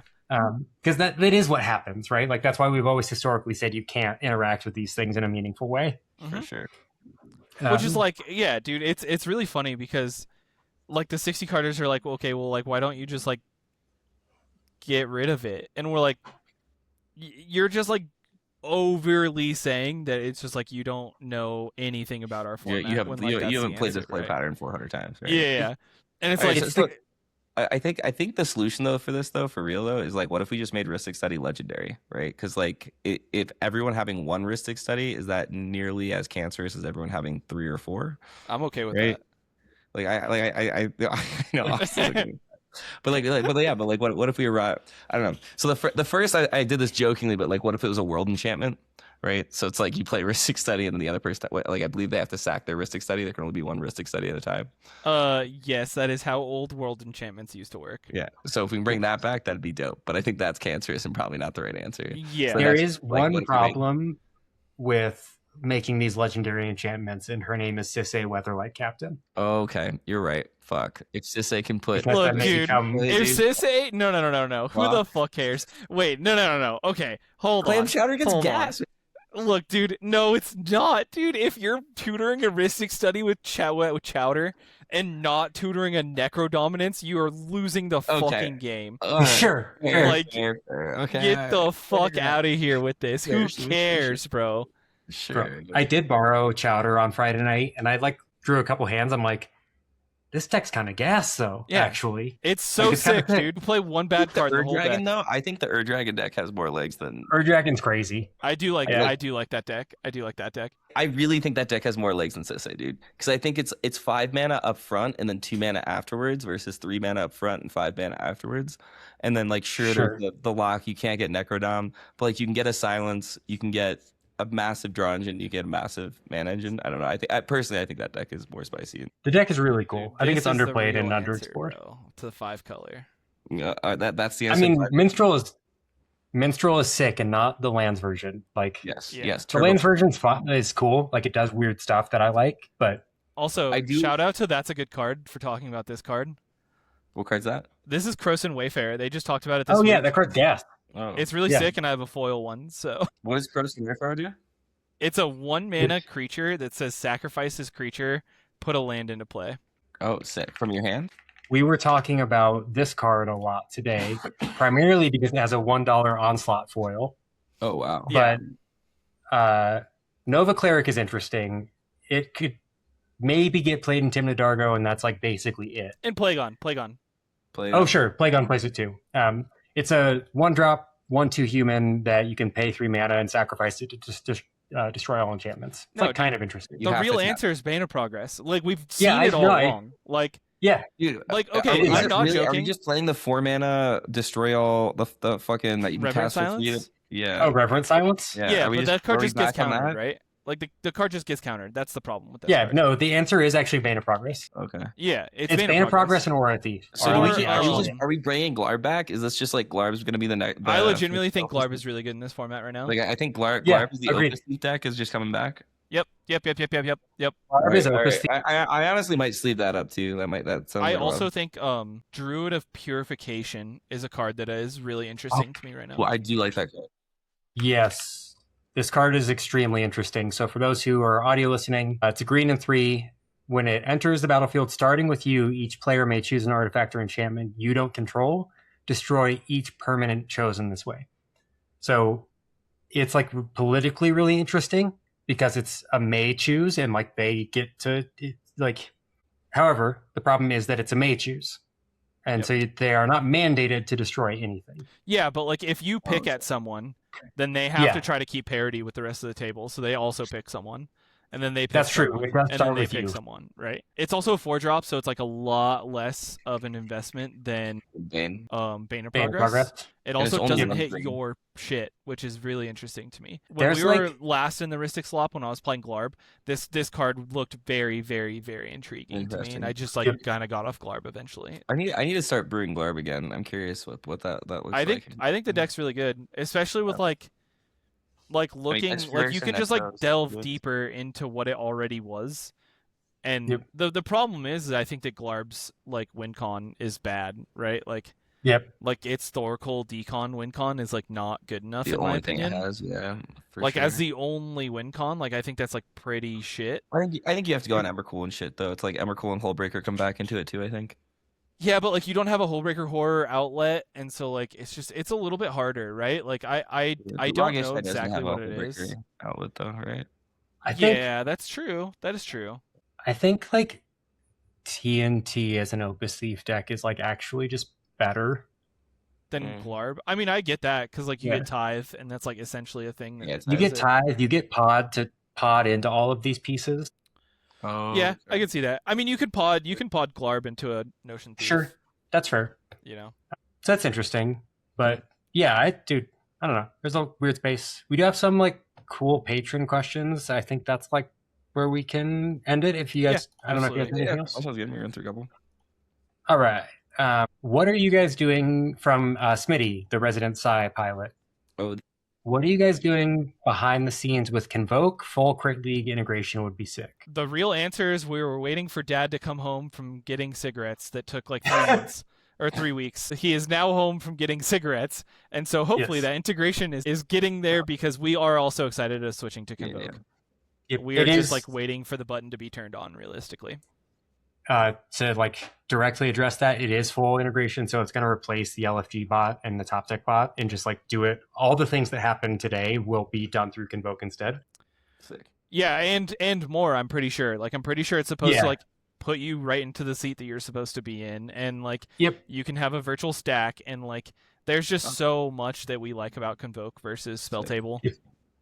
We've the connection also issues, a lot of things. We've talked with the Convoke people about they built a lot of stuff for us already, but we've also talked about doing like built-in Play Nice reporting where you can record your mulligan in Convoke and then send it to Play Nice, so you don't have to do it in like 2 separate apps. Sick. And we've also talked about doing top deck reporting in Convoke, so you just like click a button when you win the game and it goes and like manages that in the league for you. So we'll see, but they are incredible. Like it's a husband and wife couple that just like, and a couple other people with them that just build shit, and they're really great. So we're excited for that to be where we end up going. Thanks. Yep. Let me see if I can open it. I'll just share my Discord instead. Because that's where they it's all just are. in Discord, Jax. Oh, yeah. Gotcha. It's just the I'll Patreon just channel. Just the Patreon. Got it. Yeah. Yep. I skipped this question because I don't know what "don't ban me, but who?" means. Yeah, I also didn't know. How many other Oops All Rystic decks can you guys come up with, Fringe included? Okay, realistically, I think that any deck that runs blue and then like a support color, but also like a cheap-ish commander, like 2 or less, I think they're all on the table. Yep. Whether that like support color is green or white, or I also do think they need red because of Breach, but yeah, Breach that's just my opinion. The first like 2 games I played on Farm again after playing TNT for a month, I was like, oh my god, Breach just makes everything so much easier, dude. Oh yeah. It's so good, Yeah. dude. It's 2 cards, 2 mana win the game. It's so good. With a ham sandwich.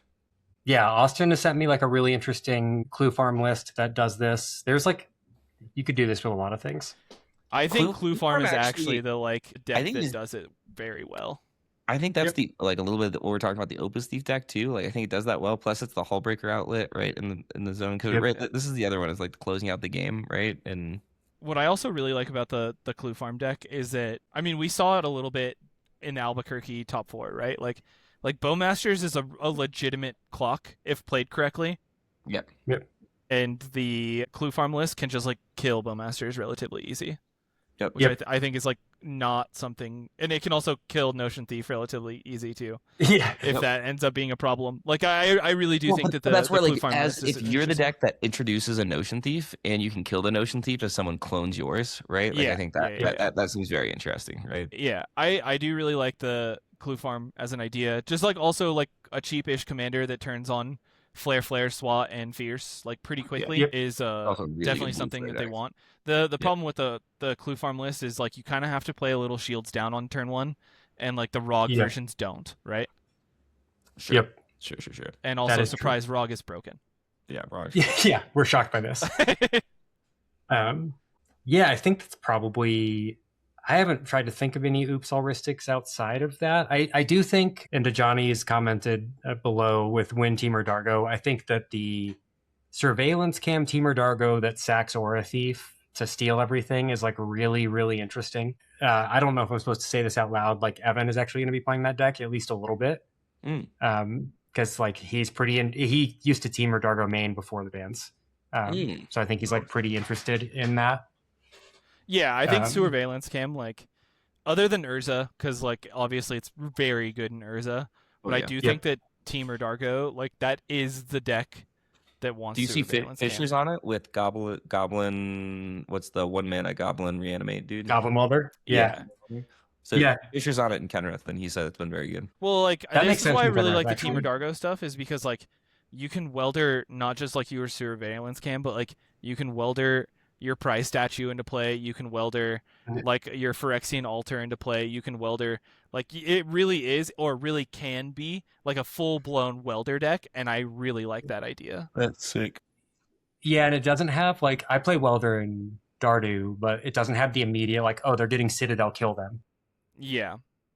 Where, like, maybe you can get away with utility welder, and people don't shit bricks right away. Yep. Also, I think, like, the idea of getting an Agatha Soul Cauldron and then, like, putting welder ability under Agatha's is like really intriguing to me. That's sure. Yeah. Sure. You stack your welder to Dargo, cast Soul Cauldron to eat welder. Sure. Yeah. Like I again, we've like kind of been hinting at that this deck is like it's possible. I just like I don't know what it looks like or like how much you want to invest in the Dargo plan. It's hard.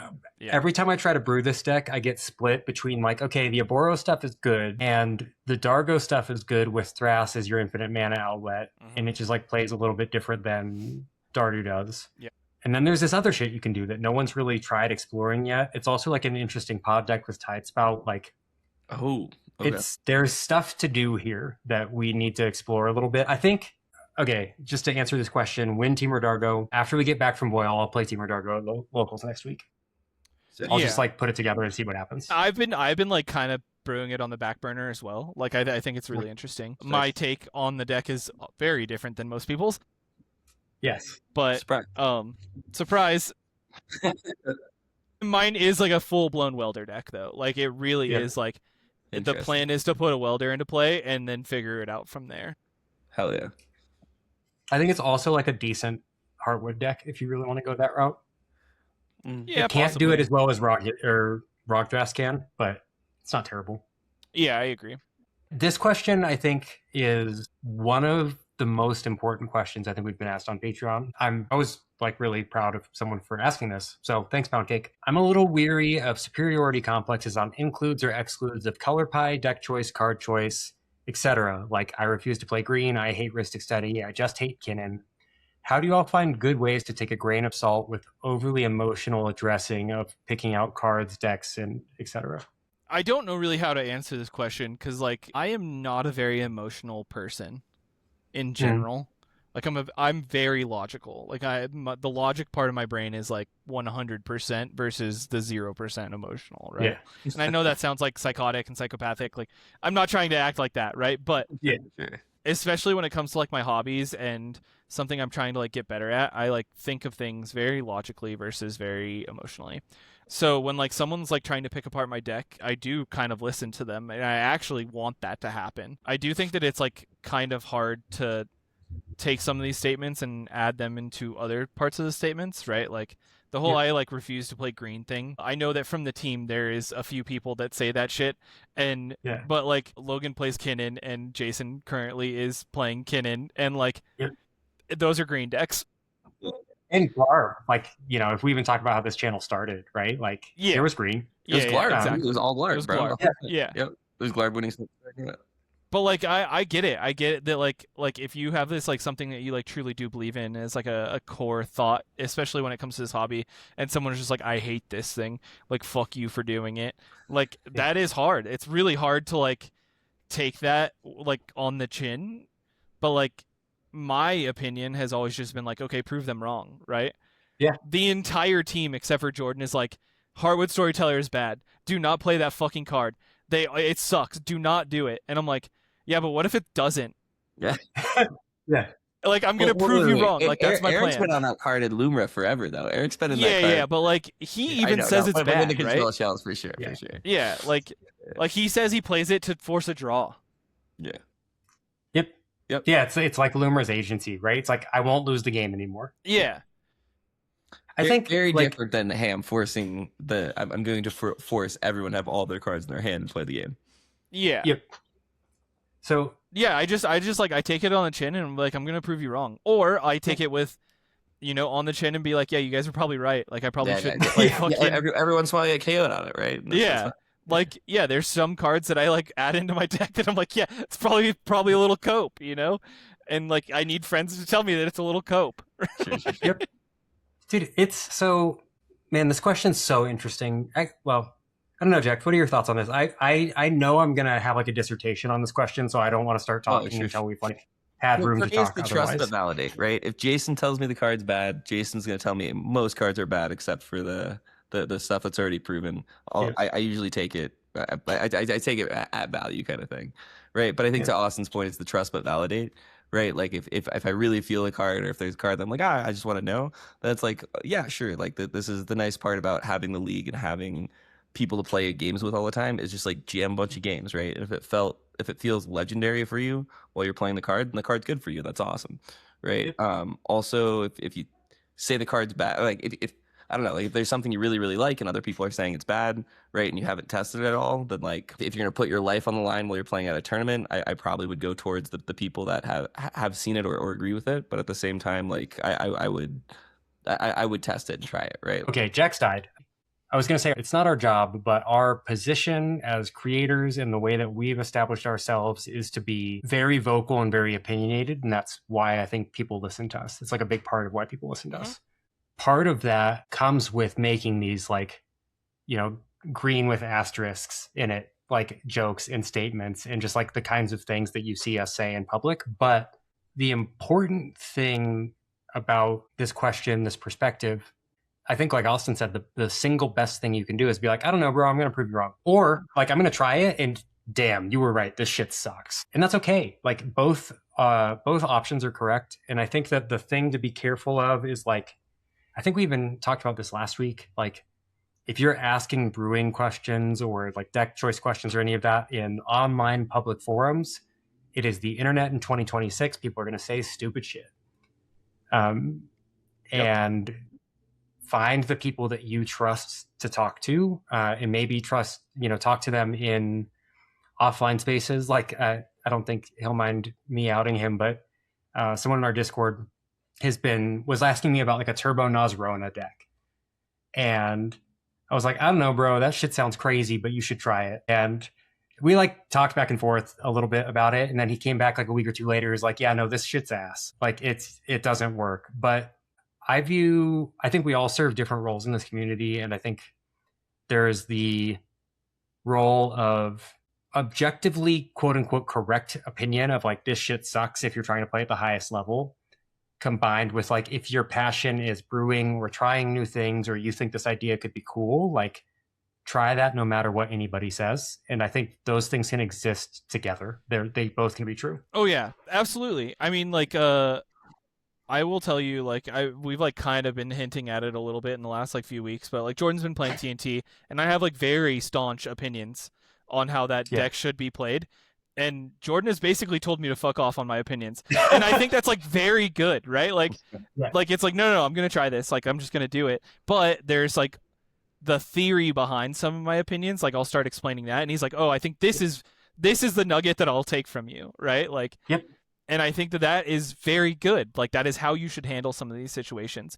Like accept all criticism and then like figure out the pieces that are like, that's useful. I'm going to take that and I want that, right? I will integrate that, right? It's really hard to like be on an internet forum where people are hating on your ideas constantly. Yeah.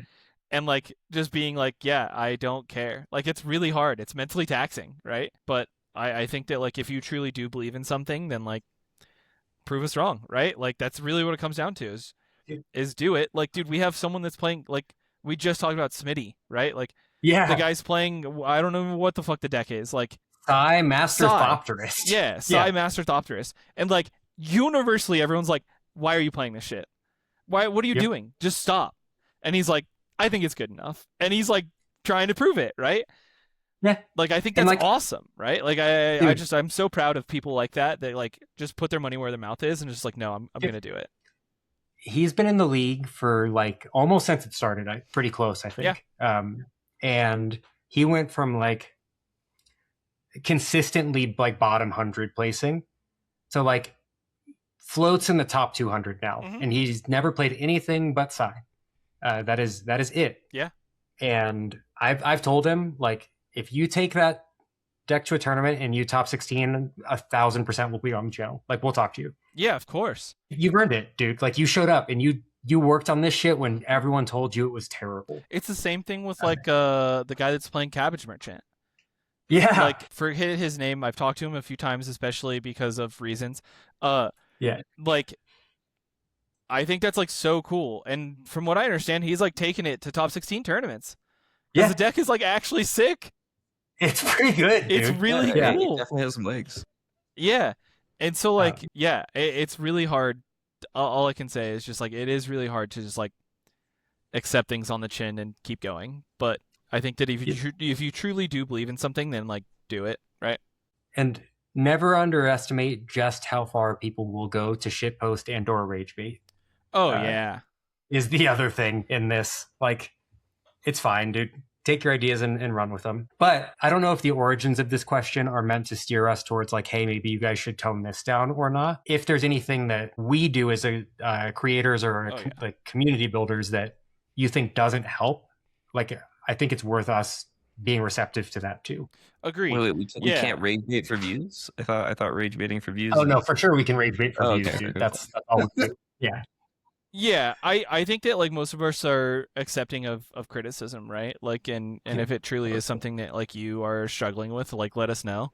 And like, like we do say some shit, right? Like I say some shit constantly, and like I don't know. I have some hot takes for sure.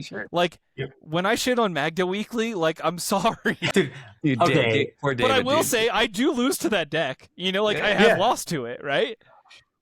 So, bro, like, I don't know. Okay.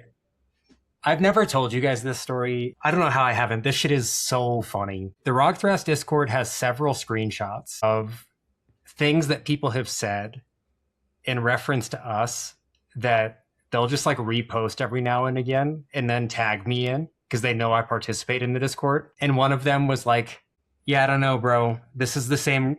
They might have said that Rogthrast performs at pre-con levels, but this is the same group that kept MBT and Ranger Captain, so maybe take it with a grain of salt. And then they'll post that screenshot, and then they'll tag me in it. And I'm like, fucking, it wasn't me, okay? Leave me alone. Bro, Roger, so, like, we're wrong. We shitpost. We make people mad. But also, like, we'll take it on the chin, and we'll probably joke with you if you call us on it. 100%. And, like... Dude, those are my favorite things to get now. It's so funny. Shit on the deck that I'm currently playing for months. For months, dude. Months about Rogthrast not at that, dude. Like months, 4 months, I was like, this deck sucks. Don't ever play it. I'll never play it. I think this thing's awful. Where's the Magda, bro? Yeah, dude. I don't know. It's all fake internet points anyway. Like, who fucking cares? Oh, also, if you want me to like fully eat my words, then I need to top 16 the boil because I have to play something in a platinum event if I do well at the boil.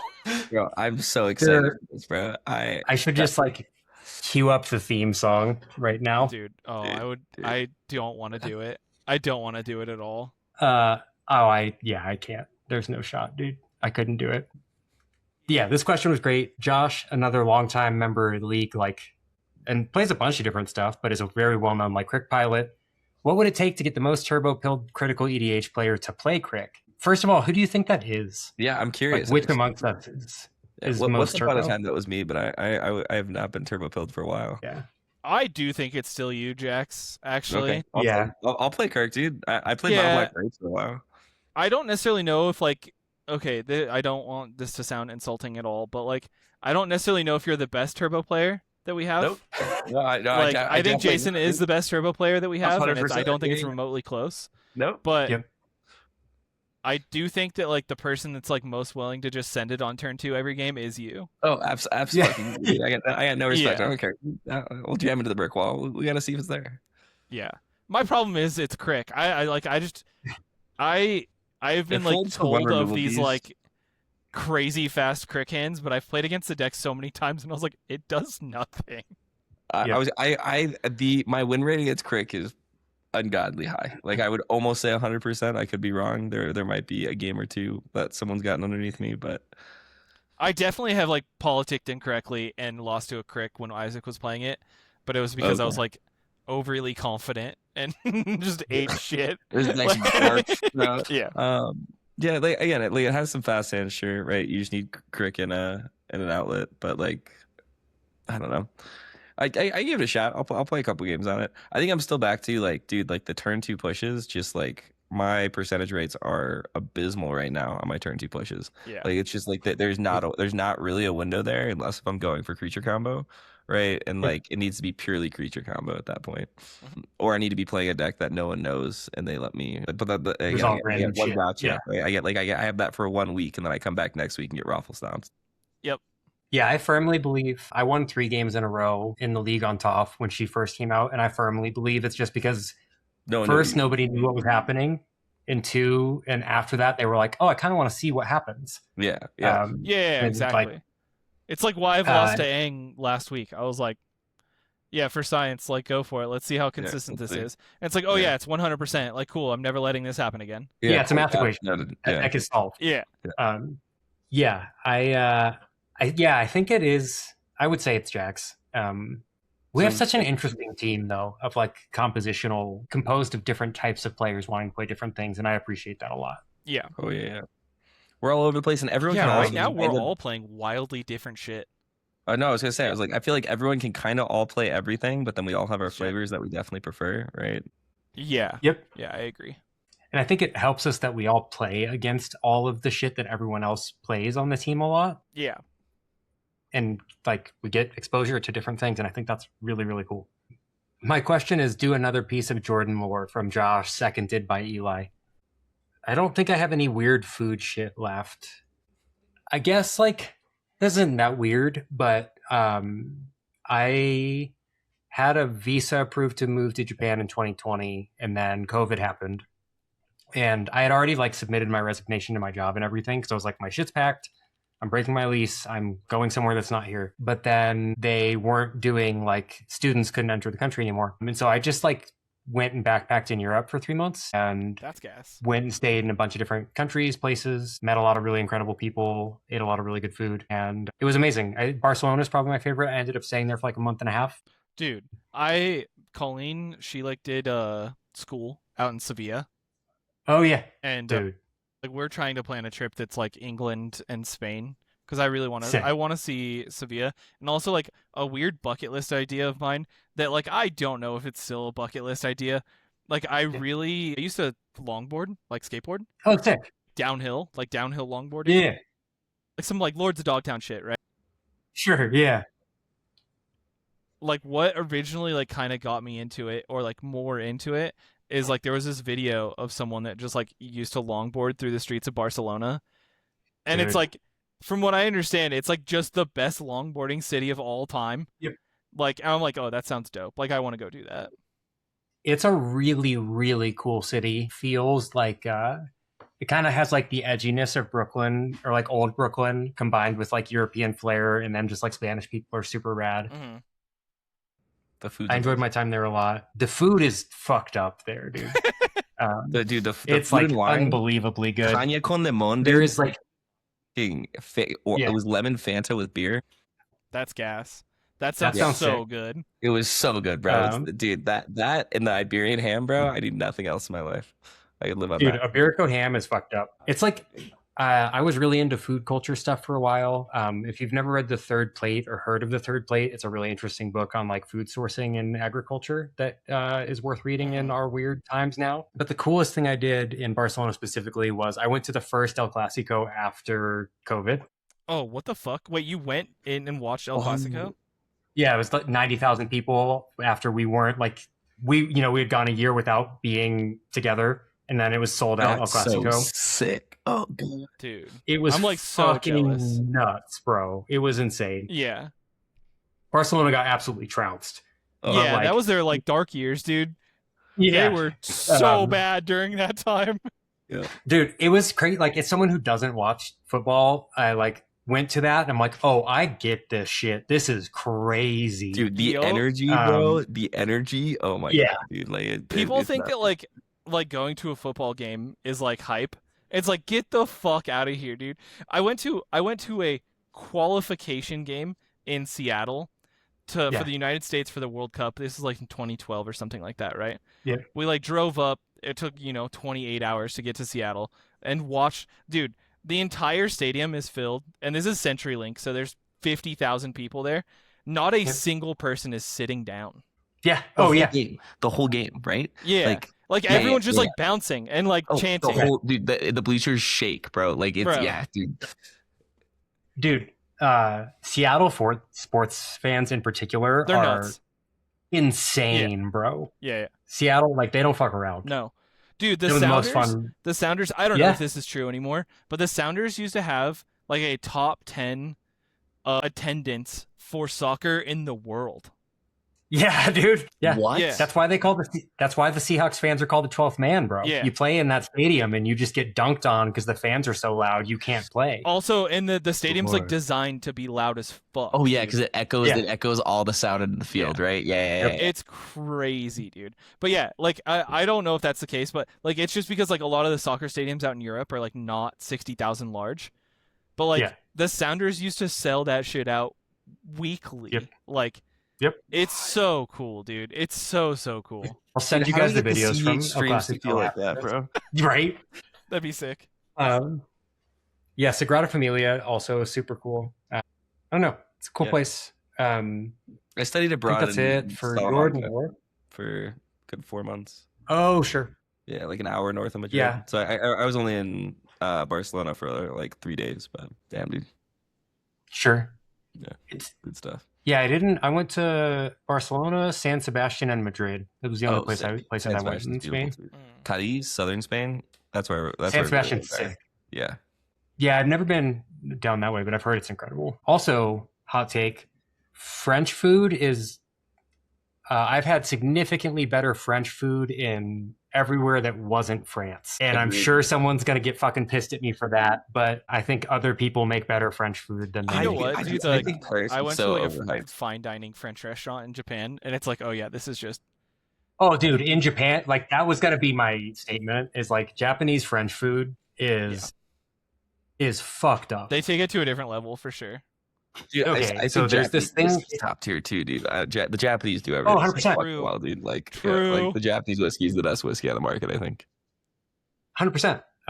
There's actually a diagnosable mental health condition in Japan called Paris syndrome, which is what happens when Japanese people go to Paris, because it is like fantasized in such a way that they believe it's this thing that it's not, because Paris is fucking dirty and gross, grungy, and it's great, beautiful, of course, but it's fucked up. Like Paris is weird, and Japanese people go and they're like, "Oh my god, my dream city is actually a hellhole." Sure.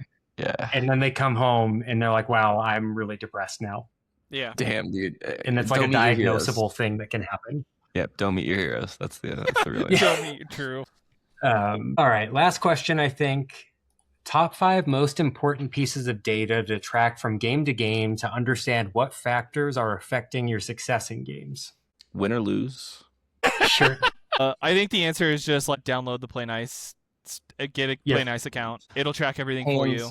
Yeah, exactly. Realistically, I am a firm believer of just like tracking mulligans and what you're keeping as like your game plan or anything along those lines. But really just like track your Play Nice stuff, because you'll like learn your bad matchups is how good that app is. Or sorry, the website is. But yeah, get Play Nice.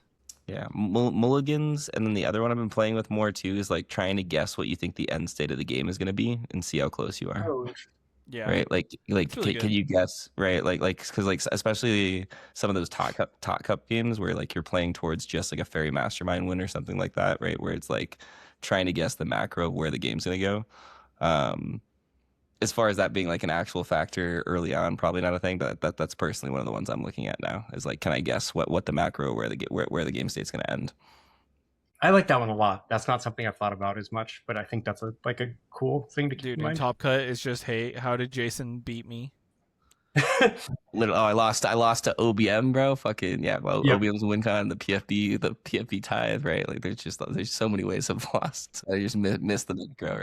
That was going to be the thing I said for this. Like, if I keep track of anything at this point, like I'm, Austin talked about how he's much more logically oriented. I'm like 100% vibes all the time. It's like the only thing I compute things off of is like emotional. And I mostly track the mistakes I make that I still can feel afterwards. Yeah. Like I think about that mistake and I'm like, oh, fuck, like never again. Yeah. Logan talks about this exact same thing. Like he's like, I can't tell you what card got me there, but like how I felt when I got, like I never again. Yep. Necroed for 27, and I forgot I could D-swat a Necro activation like a fucking dumbass. You can indeed. Would have converted that. Watch the video. Yep. Fuck my life. I need to watch that video another 400 times, bro, because I still am missing things in that. That's like some of the best, like as far as information content goes, I think it's some of the best we've ever done. It's not close. It is Yeah, the that video shit, crazy. It is a Bible, bro, and I still miss things on that. Holy shit! I think this is probably our longest episode in a long time. Did I fuck things by like my fucking internet being out? Is this not going to upload? I don't know. I think it'll be fine. Like, okay. I'm so sorry. I'm sure it'll make like editing a little bit weirder, but editing tabs is not my job. It's only the other stuff. So I don't know. Yeah, I don't think it'll be a problem. Like, it just really depends on what Logan wants to do with like how much we get from it too, because we don't know how much of your rant got edited or got uploaded. Okay. Oh yeah. But yeah. Sweet. Sick. Anything else for the good of the order? No, I don't think so. Yeah, this was dope, dude. It was nice hanging out. Come say hi to us at the boil. Me and Jordan will be there. 100%.